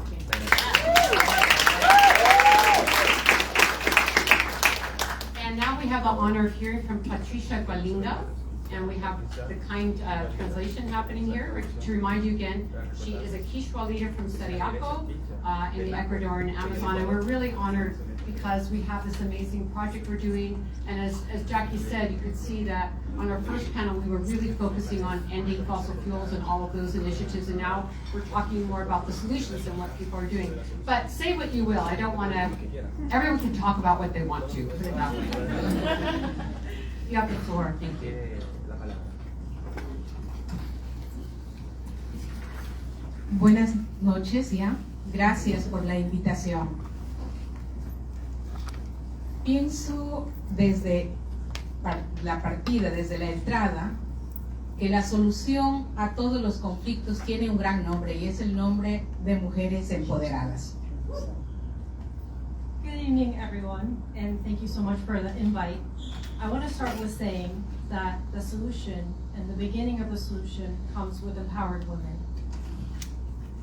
Las mujeres indígenas, que mucho tiempo hemos sido relegadas, inclusive desde nuestras propias organizaciones, hemos empezado a alzar la voz y empoderar a mujeres de base. Y ese es el trabajo en la que me he dedicado, empoderar a las mujeres amazónicas defensoras de la selva. Indigenous women who have been for a very long time overseen are starting to raise their voices. And that's what I have done. That's my work. My work has been empower indigenous Amazonian women. Es un trabajo que lo llevamos ya desde hace muchos años, cuando nos volvimos rebeldes dentro de nuestras propias estructuras, dentro de estructuras gubernamentales, y ahora hemos logrado que muchas mujeres empiecen a ocupar sitios estratégicos en las organizaciones. This work we've been doing for many years. And it starts when women in our organizations and our structures became rebel, and we started to take places of power within our organizations. Sin descuidar ese espacio de estar en primera línea, porque nosotras no estamos con mucha diplomacia, somos muy directas, les decimos que no queremos actividades extractivas, no petróleo, no ingreso de carreteras, no minería, no tala de bosques. No más atropellos, y lo decimos directamente a los gobiernos, a las empresas, a los alcaldes, a las autoridades, a todos quienes quieran escuchar. We do this work without leaving behind the work of the Frontlines, because women, we're very direct. We don't go the easy way. We are direct, and we tell governments directly that we don't want fossil fuels, we don't want mining, we don't want them to build new roads. We are direct and we know what we want. Hemos compartido el conocimiento sagrado de los pueblos indígenas sobre la naturaleza, para que una sociedad que está yendo ciega hasta un abismo pueda empezar a reaccionar. Así lo hemos hecho con mi pueblo a través de la propuesta de selva viviente. And we have shared the indigenous sacred wisdom with a society that is blind. And my community, my nation, has done it with the Living Forest proposal. Obviamente, gracias a nuestro esfuerzo, toda la Amazonía no es bloques petroleros, aunque nuestro gobierno acaba de anunciar hace una semana que dará apertura a una nueva ronda de licitación petrolera. Solamente le decimos que nosotros todavía seguimos ahí y que varias veces hemos logrado botar por los suelos sus intenciones de extraer petróleo de nuestro territorio. And thanks to our efforts, our Amazon is not just oil blocks. Even though our government has just proposed this past week that they're opening for new oil concessions, we're letting them know that we're standing strong and that we're not going to let that happen. Estamos conscientes de toda esta crisis global, la crisis climática, la Amazonía incendiándose el pulmón del mundo en estos actuales momentos. Pero ya esta crisis ya no solo está en la Amazonía, está a nivel global. Quito estaba incendiado el día de ayer. Quito es la capital del Ecuador. And we're aware of the global crisis, the climate crisis, the fires. The problem is not only in the Amazon. The problem is a global issue. We see the fires, they've reached the capital city of Ecuador, Quito. Quito yesterday was on fire. La tierra se está secando. La humedad que tenía la Amazonía está cada vez menos. Sitios que no nos imaginamos que podía prenderse fuego se están prendiendo. Y esa es una realidad latente que hay que solucionar, que hay que buscar alternativas de cómo afrontar. The reality is that the earth is drying up. The humidity that we had in the Amazon is no longer there. And places where we thought could never get on fire are on fire. And we need to find the solutions to these problems. Si nosotros no estamos conscientes de la importancia de la naturaleza y no detectamos que las especies se están extinguiendo, todo tipo de especies, y no hacemos algo, esto va de mal en peor. Y como los gobiernos no tienen ningún interés de hacerlo, las mujeres podemos hacerlo.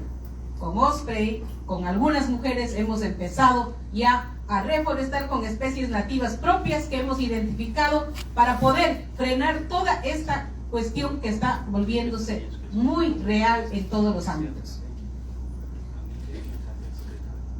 And if we're not aware of the importance of our planet, of our earth, of the different species, we're going to see how that is going to go away. It's going to get worse.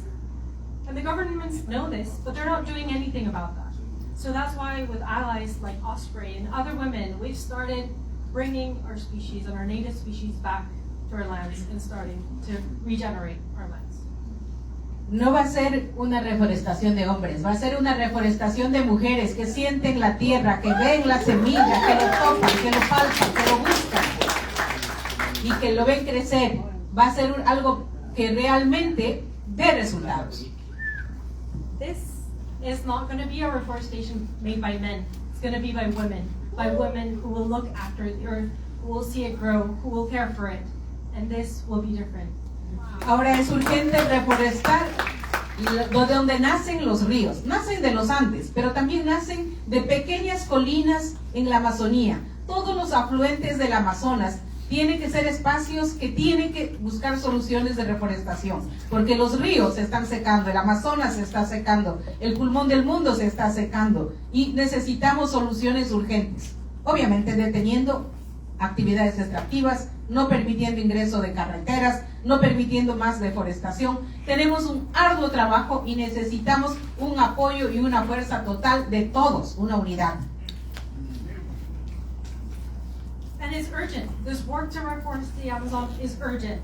It's urgent for us to reforest the headwaters of the Amazon basin.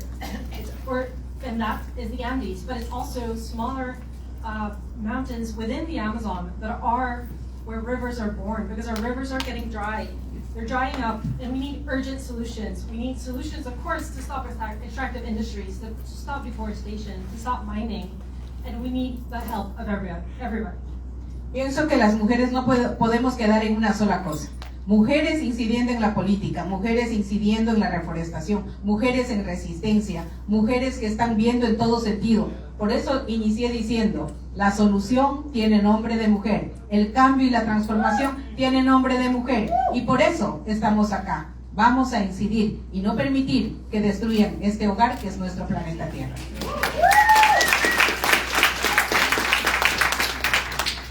And we consider that women can stay only in one thing. Women can't stay only in politics, only in reforestation, only in advocacy. And that's why I say the solution has the name of a woman. And as women, we need to work together to make this happen, to protect our lands. Muchísimas gracias.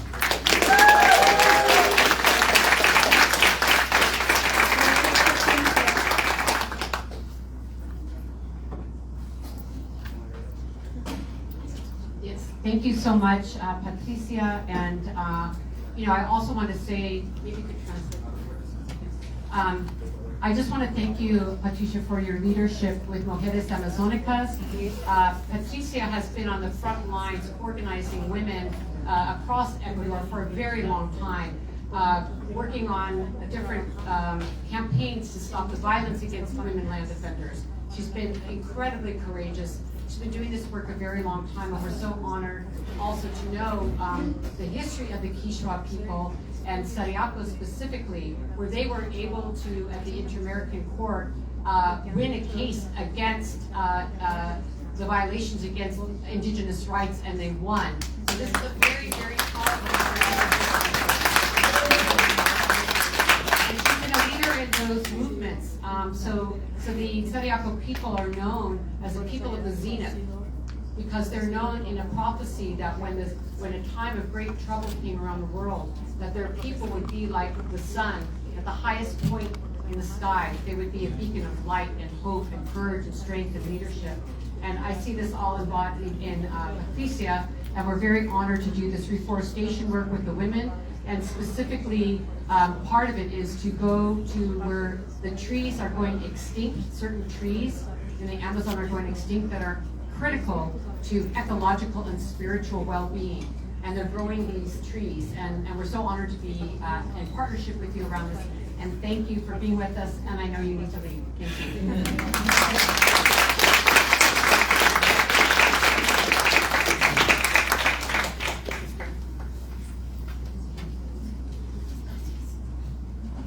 Thank you so much. And now we're going to turn over to Farhana Yamin. And just to remind you, she is the coordinator for Climate Justice and Just Transition Donor Collaborative from the UK. Thank you, Farhana. Is that on? I think so. Thank you so much, Osprey. Thank you so much for gifting me a copy of your book. I've been dying to get my hands on a real copy, and have paper. And thank you for setting up We Can. I remember the time that you were thinking about it, and we've been co-collaborators in coming up with different networks, empowering and supporting women. So I set up a more informal network called the Lionesses back in 2013, and you set up We Can, and I think there are incredible numbers of these kinds of initiatives, and we need more of them. At the same time, I feel my own history, which I want to share my journey with you. I'm turning 60 next year. I started this work 32 years ago. My daughter turned 30 this weekend, and she was a little baby when I left her for COP1, which was in 1995. So her history, her pathway, her vision now of what it means to be a child, a grown-up child, she feels very adult now, to navigate what really a just world would look like, what a caring economy would look like, what a more restful and gentle world would look like. That is, I think, something that we should all turn our attentions to. I feel really uplifted when I come to the events here. I get a lot more from all of you and the speakers and just being in this space. But I'm sort of tired as well of the fighting, and I feel that many of us need to recognize how tiring that is for our bodies, and that in many cases, the legacies of colonialism, of violence, of ongoing struggle, of constant discrimination. I work in the philanthropy sector because the vast amount of philanthropic resources, over 85% of them were going to white male-led organizations.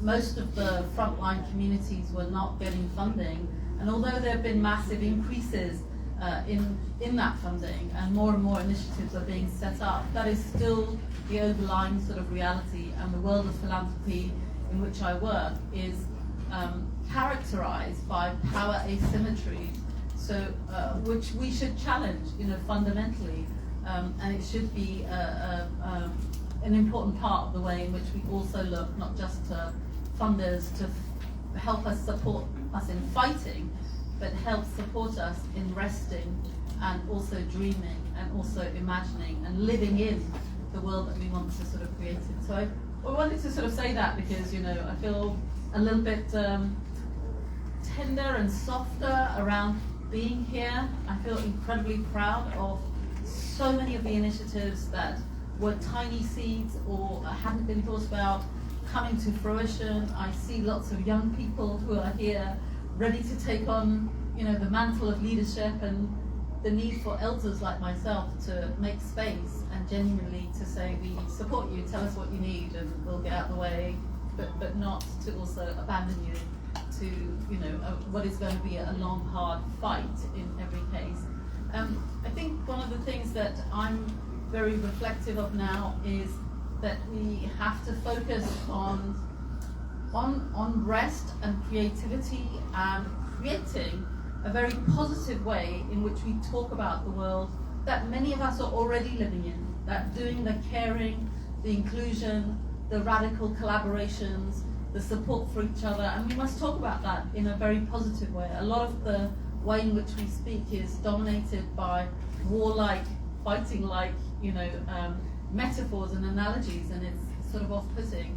I also want to say something controversial. I feel, I'm a woman and I've led the way, and I really value the support, leadership, and the talents of, that comes with being part of a community of women who are on the front lines, including many of the fellow panelists here. But I think we should do less. So I think we should really call on others to do more and not take it all upon ourselves. I think it's time that we really reached out to men. We tend to forget their role and in dismantling patriarchy. We cannot do that by ourselves. And speaking as someone with 4 children who all kind of reject kind of feminism, they may watch this later, so I'll be more nuanced in what I say. They want a non-binary world, actually. They want a gender-fluid world. They don't recognize and want a world in which fundamental choices about who they love, how they love, what they do with their bodies is prescribed by others. And I think that those are some of the more beautiful ways in which we're building and crafting and supporting and birthing different ways of being that are beyond the patriarchal, racist, imperialist, colonialist mindsets that we've inherited. So there's a great deal of, I think, imagination and unlearning that we need to do. I think that we ourselves need more of these occasions where we come together and actually speak with tenderness, with love, with compassion, and just enjoy ourselves. So my name actually means in Arabic. I come actually from Pakistan. I lived and worked in the UK for 50 years now, and I still don't feel at home. So when someone says I come from the UK, there's always a little jarring thing in me. I'm from the UK, and I love, I often say I love England more than England loves me. And until we have, that equalization where we can live, all of us, anywhere, and feel at home, and feel that we have a loving relationship with the land that we find ourselves in. Many of us have landed in places as a result of displacement or colonialism or migration, and that will continue. So we have to be at home in the communities in which we find ourselves, no matter how and what the journey that took us there. So I think doing that work, imagining what that world would look like, what we need to do to feel at home. As I said, my children were all born in the UK, and I don't want them to wait another 50 years before they feel at home. So what is the conditions that are necessary? What are the norms that we really need to tackle and dismantle?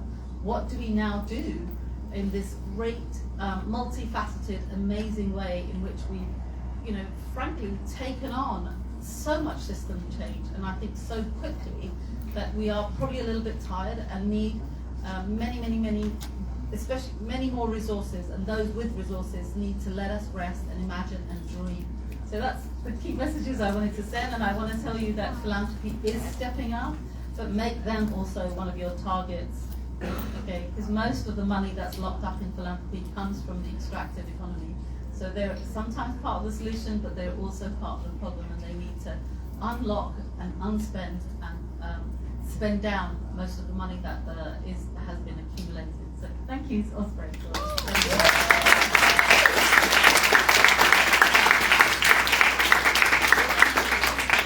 Thank you, Farhana, for your words, and also the remembrance. I was giving a talk here a few days ago, and the image that came to me was the sword and the rose. Because on one hand, I feel like we are voyeurists. We are in a battle, and certainly a lot of the indigenous people that we're working with, they are in a struggle, as has been stated, upon them. It's come upon them. And so that's the position that they're in. And at the same time, these fossil fuel companies are not going away on their own, and so it is a fight.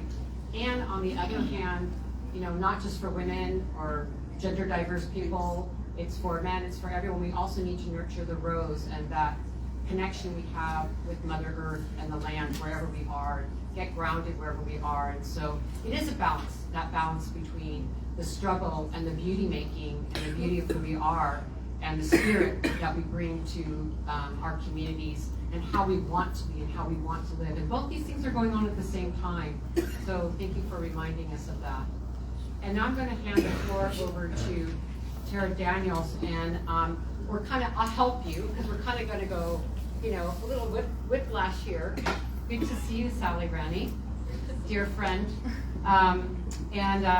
Because we did want to take a moment, because there is a policy angle to a lot of the convenings that we're having here and strategy sessions. We're building power, we're hearing stories, we're hearing testimony, we're networking, we are building with one another this just transition and this climate justice framework and some of the reports I shared with you earlier.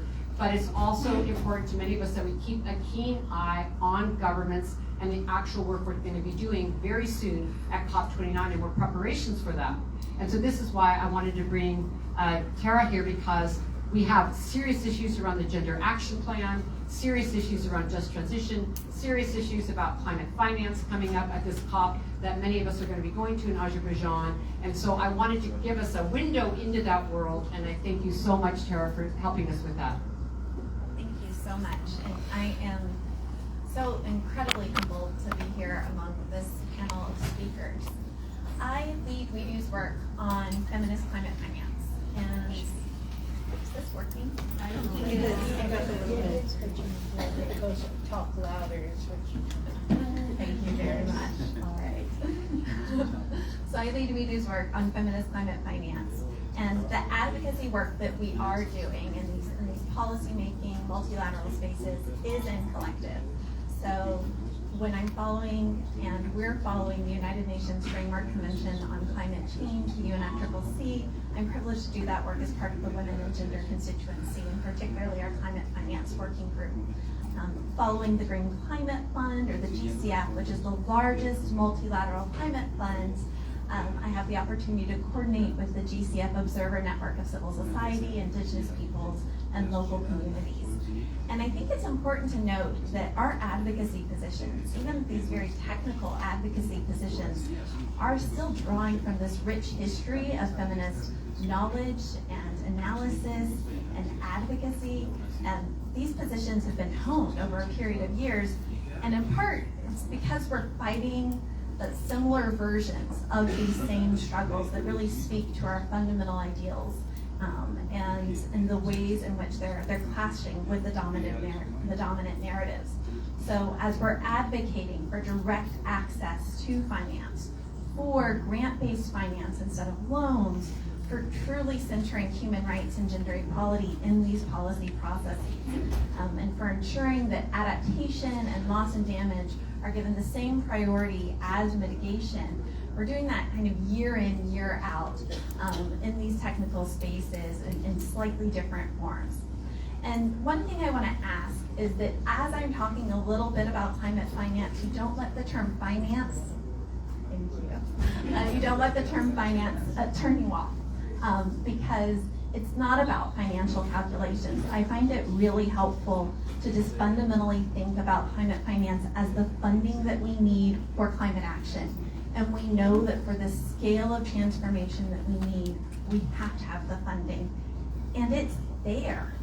For the finance that fulfills our feminist vision of a healthy planet and healthy people, that money exists right now for the civil society call to pay up the climate debt of $5 trillion a year. And it exists in part because we have to redirect the funding from harm.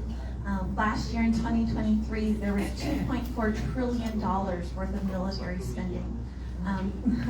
We're talking about billions of dollars in fossil fuel subsidies to fossil fuel producers. We're talking about investments that are being made in harm, in agribusiness, and false solutions such as geoengineering and large-scale biomass that should be reinvested in gender-just climate solutions. So as we're demanding that finance that meets the highest standards of the climate action that we want to see, which we know those standards are reflected in this deep community work of frontline activists, we also need the attention and the intentionality and the care and the larger climate finance projects that are being funded bilaterally and multilaterally. We want that attention to gender equality and indigenous rights really embedded in their practices and their policies and in their procedures, even when we're looking, and especially when we're looking at those projects perhaps coming through the Green Climate Fund that are hundreds of millions of dollars. We were hearing in the last panel, the Vessel Project, talking about this basic consideration of childcare during community meetings. That should be the expectation when there's a requirement for gender analysis, when there's a requirement to respond to gender inequalities, and when there's a requirement for true, meaningful stakeholder engagement. We're talking about processes of free, prior, and informed consent that are continuous and iterative to really bring life to the indigenous people's policies that we're seeing within these funds so that they're not just living on paper.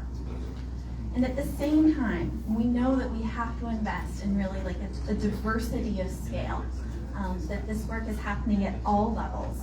And when we're looking at gender-just climate solutions that should be scaled and replicated, they need funding. And the funding they need is grant-based climate finance. And they need it for mitigation, for adaptation, for loss and damage, and for the advocacy that changes the system. And this funding has to come primarily through public sources, both multilateral and bilateral. So at the UNFCCC right now, the UN Framework Convention on Climate Change, we're anticipating that the new Collective Quantified Goal, or NCQG, will be set as a key outcome coming out of Baku at COP29. And this is the new commitment that developed countries should be making to developing countries under this convention to truly enable them to have the adaptation and mitigation, and as we're advocating, to have a sub-goal on loss and damage as well. In contrast to the previous political goal set back in 2009, where we didn't have tracking of the goal set up, and then just recommendations for nationally determined contributions, and it's guidance for governments, and this can be found on our website, because we really want to, as Tara said, we want the system to change, and that means every time that the UNFCCC is meeting and we have these negotiations, we want to take that opportunity to have policy interventions with what systemic change looks like, what does climate justice look like within those frameworks. So we need to fight within the system, but also outside the system. But this is what is going on, and so we need to actually go into, if you will, their territories and bring our information there. And so it's a combination really pushing from the outside from the people's movements, but also being able to speak their language and bring them different ideas and different frameworks so that the people and planet, indigenous rights, gender responsive climate policies, and all these things that we know need to happen can be put in front of their faces, because they also need to see different ideas and move out of the frameworks that they're operating from with business as usual. So I just wanted to mention that, and thank you again, Tara, so much. And I'm very delighted to present our last speaker, certainly not least. And we thought we would, if it's all right with you, share the video from Ponca Nation, and then we'll go ahead and hear from Casey Camp Hornet at the Ponca Nation. So we'll go ahead and show the short video and then hear from her.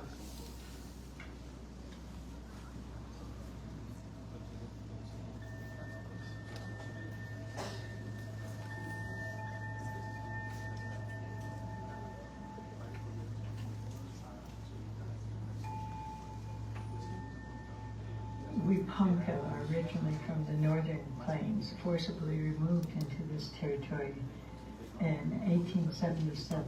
And this was our permanent way of being. This Momiti, this woman's home, this lodge, is a place that has never existed in this form, in the physical form, in this southern Ponca life.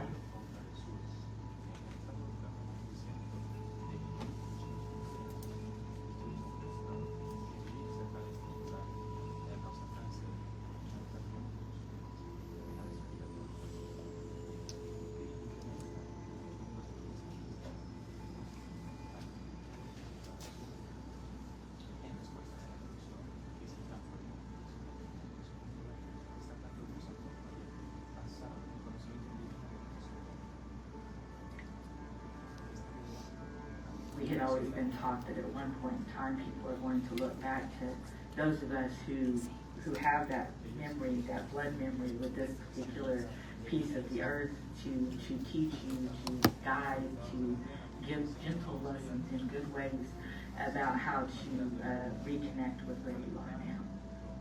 This whole area around here, just within an acre or two, is going to feed so many. It's going to take care of so many ceremonies will help us to become whole again. It is the lodge that the woman cares for and passes on to her eldest daughter. That's the way it's always been. So from the very setting of the poles, which were done in a ceremonial way, to us going back and changing the way that it had originally been planned to be built, with RECAN's support, we were able to do that. It's been a community effort, a family effort to really get it going. We wanted to be here for a long time. My mom never saw one here. My grandma never saw one here. And my granddaughter, my grandson will never not know about the Earthen Lodge. It's always going to be part of their history. There'll be lots of food stored inside the Earthen Lodge, as well as food grown around the Earthen Lodge, and medicines as well. So we're excited for all of the cultural reasons, the spiritual reasons, the healing that this lodge is bringing to the Ponca Nation and the surrounding tribes and everyone who's been involved in this beautiful, beautiful, beautiful building of the lodge. But it's also going to be a place where we can ensure that people have a place to be for safety and shelter and home during the times that are coming. We've been really honored as the Women's Earth and Climate Action Network to do a lot of research on the different traditional seeds that have been grown in this area and kept by the Ponca Nation for generations. So there'll be raised beds that are right next to the Earthen Lodge. Some plants are actually grown on top of the Earthen Lodge. So this will also be a place where the women can grow their food, grow their medicines, and share them with the community. These small places of healing and medicine change the whole vibration of those who come in contact and get to come inside and see that there is a way forward. We can live in a good space and be responsible citizens of the earth. The dream is the earth telling us again and instructing us again how to live and how to be in a place that is what they call circular economy, or a reciprocal way of being.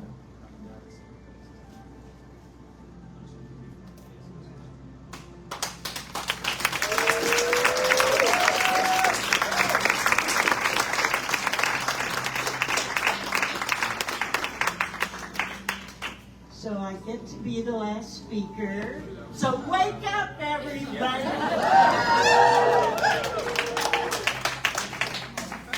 We're in this together, and I want all of us to be able to be as excited about our future as our people were in the past to bring us to this point. So I want to say thank you to Osprey, Catherine, the entire team that helped that Mo'iki breathe her first breath. She is a living being, and she reminds me of my dreams. And she is part of the legacy that will live on. Last time I saw Seth was in that little sacred space. Sally, you know, I was thinking when I thought of you often, because the first time I was involved with this beautiful circle of women was when I got to be one of 100 women globally that came together to say, what's going on in your village? What is your family needing? What portion of the earth is speaking through you? What waters are giving you instruction?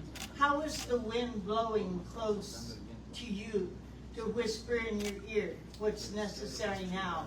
And it was so amazing to me. I was telling my girls about it, my sons as well, because I do want you to also notice the balance that was going on there. You saw my sons and grandsons, my nephews, my relatives that were there as well, because we don't lift those big logs. It's, you know, part of that old myth about how Native women walk behind their men. That's so they can kick the snakes out of the way and get rid of the, you know, the brush that might trip me. Yeah, you go ahead.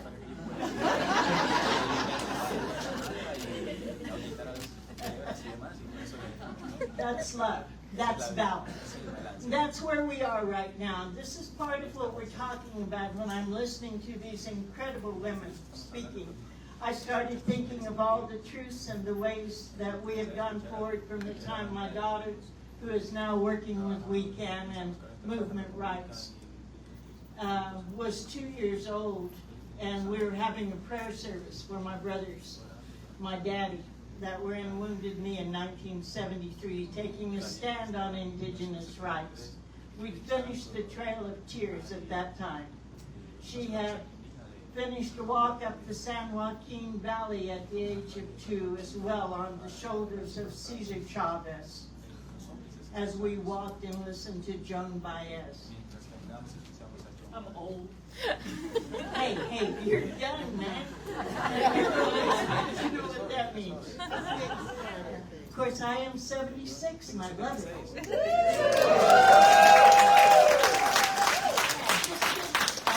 Got some stuff to do. And when she was that age, and the snipers, the white redneck snipers in Redneck, Oklahoma, were shooting at her and shooting at all of the other children. And there's, you know, a long story about her daddy taking it,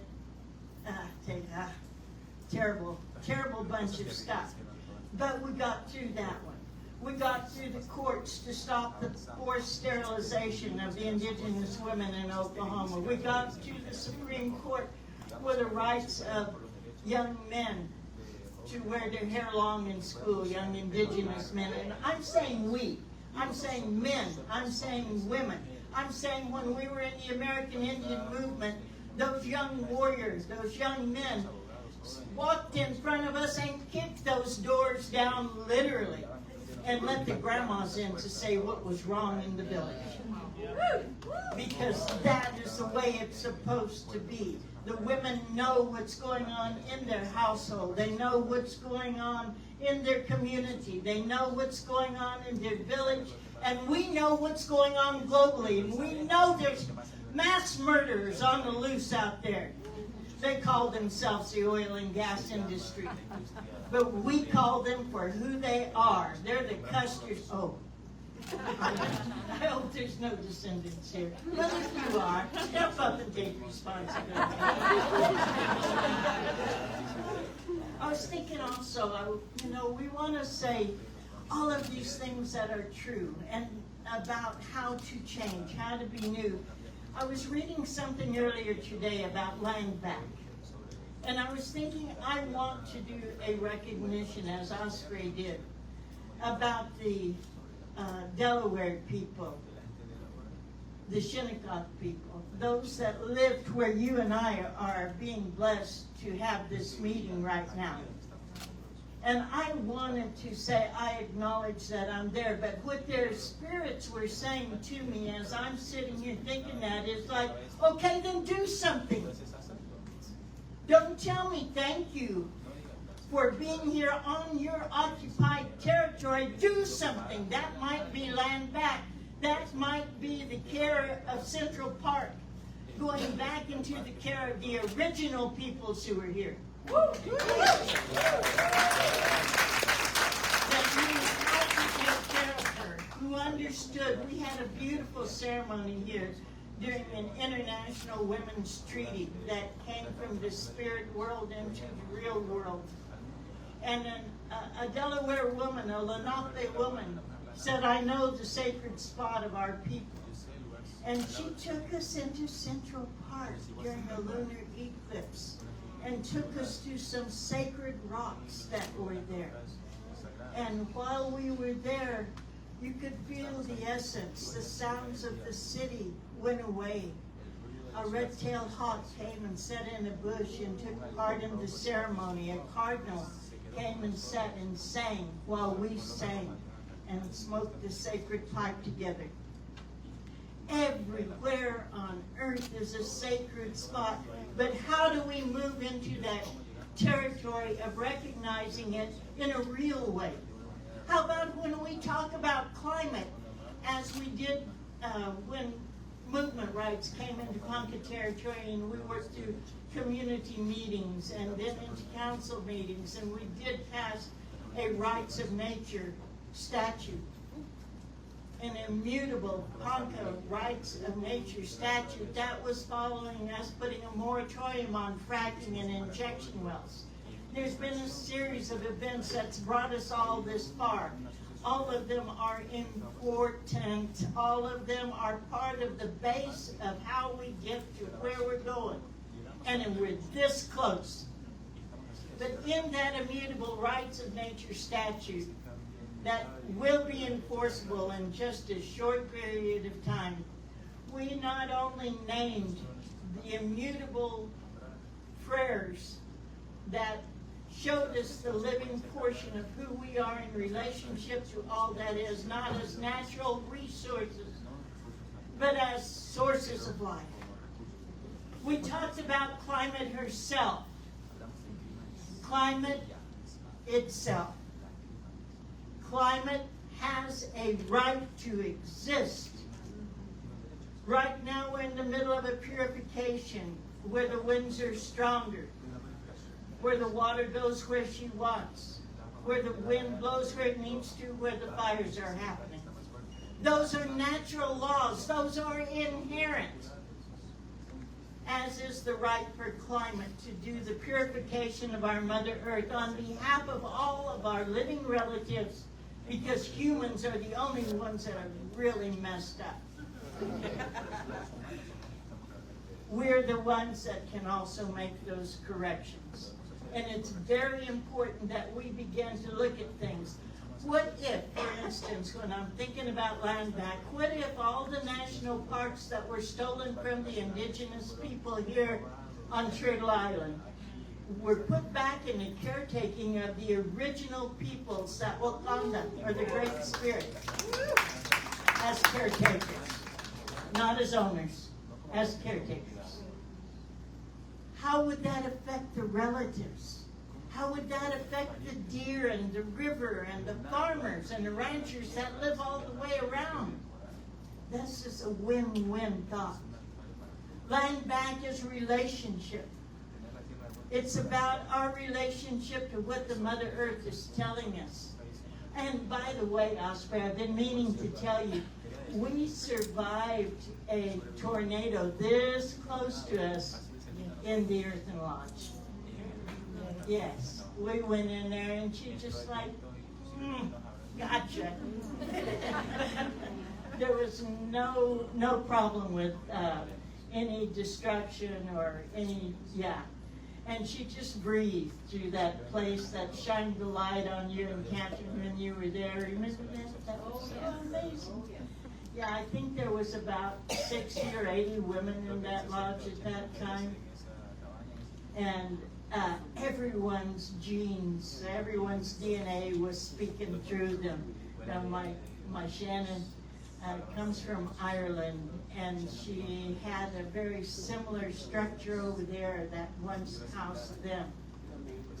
And the stories that went from nation to nation to nation to nation to nation inside there, and all of our ancestors coming and saying, yep, I'm present.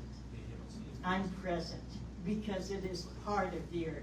It is part of where we're supposed to be as a society and as a species. As so many have talked about at this time, humankind is really, really pushing this right now. And so I was thinking about more and more stuff while everyone's talking here. How about we start thinking in terms of adaptation instead of healing? That was one of my nieces who works in philosophy because she lost a child in a tornado. And she said everyone's talking about trauma. We have 7 times the murder rate for Indigenous women. And we were having a meeting talking about this issue, and it's all related to the extractive industry. All of it, 100%. Some of it's been laid out for you. And we're crying, and we're wanting healing. We're talking about how do we get through the trauma. And she talked about her instance with her child that was killed at the age of 4. And she said, you know, I'm never going to heal. But what I have learned is that I can adapt. I can adapt minute by minute, hour by hour, day by day, year by year, to the new life that I am living now on my child's behalf. And because of that, I now live in post-traumatic growth.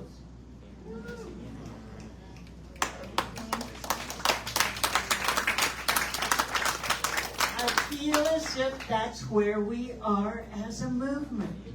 If we allow ourselves to be.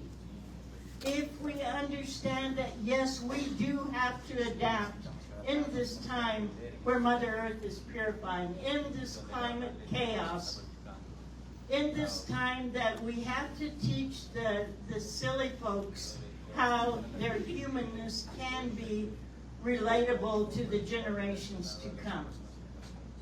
Are you going to leave a legacy? And this thing about power, oh my goodness. They think they're powerful over there, you know, in that thing called United Nations. They're only as powerful as you and I allow them to be. The power is the earth, the power is the sun, the power is the moon, the power is the thunder, the power is the wind, and the power is you.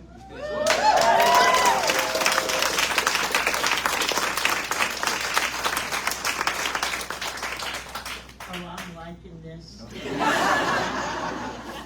Because I feel all of you know when you hear truth. Know when you feel truth in your very spirit. I do too. Truth has a power of its own. Words have a power of their own.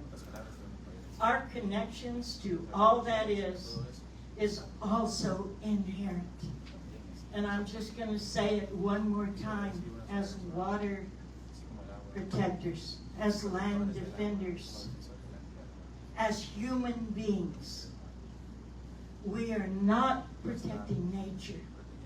We are nature protecting itself.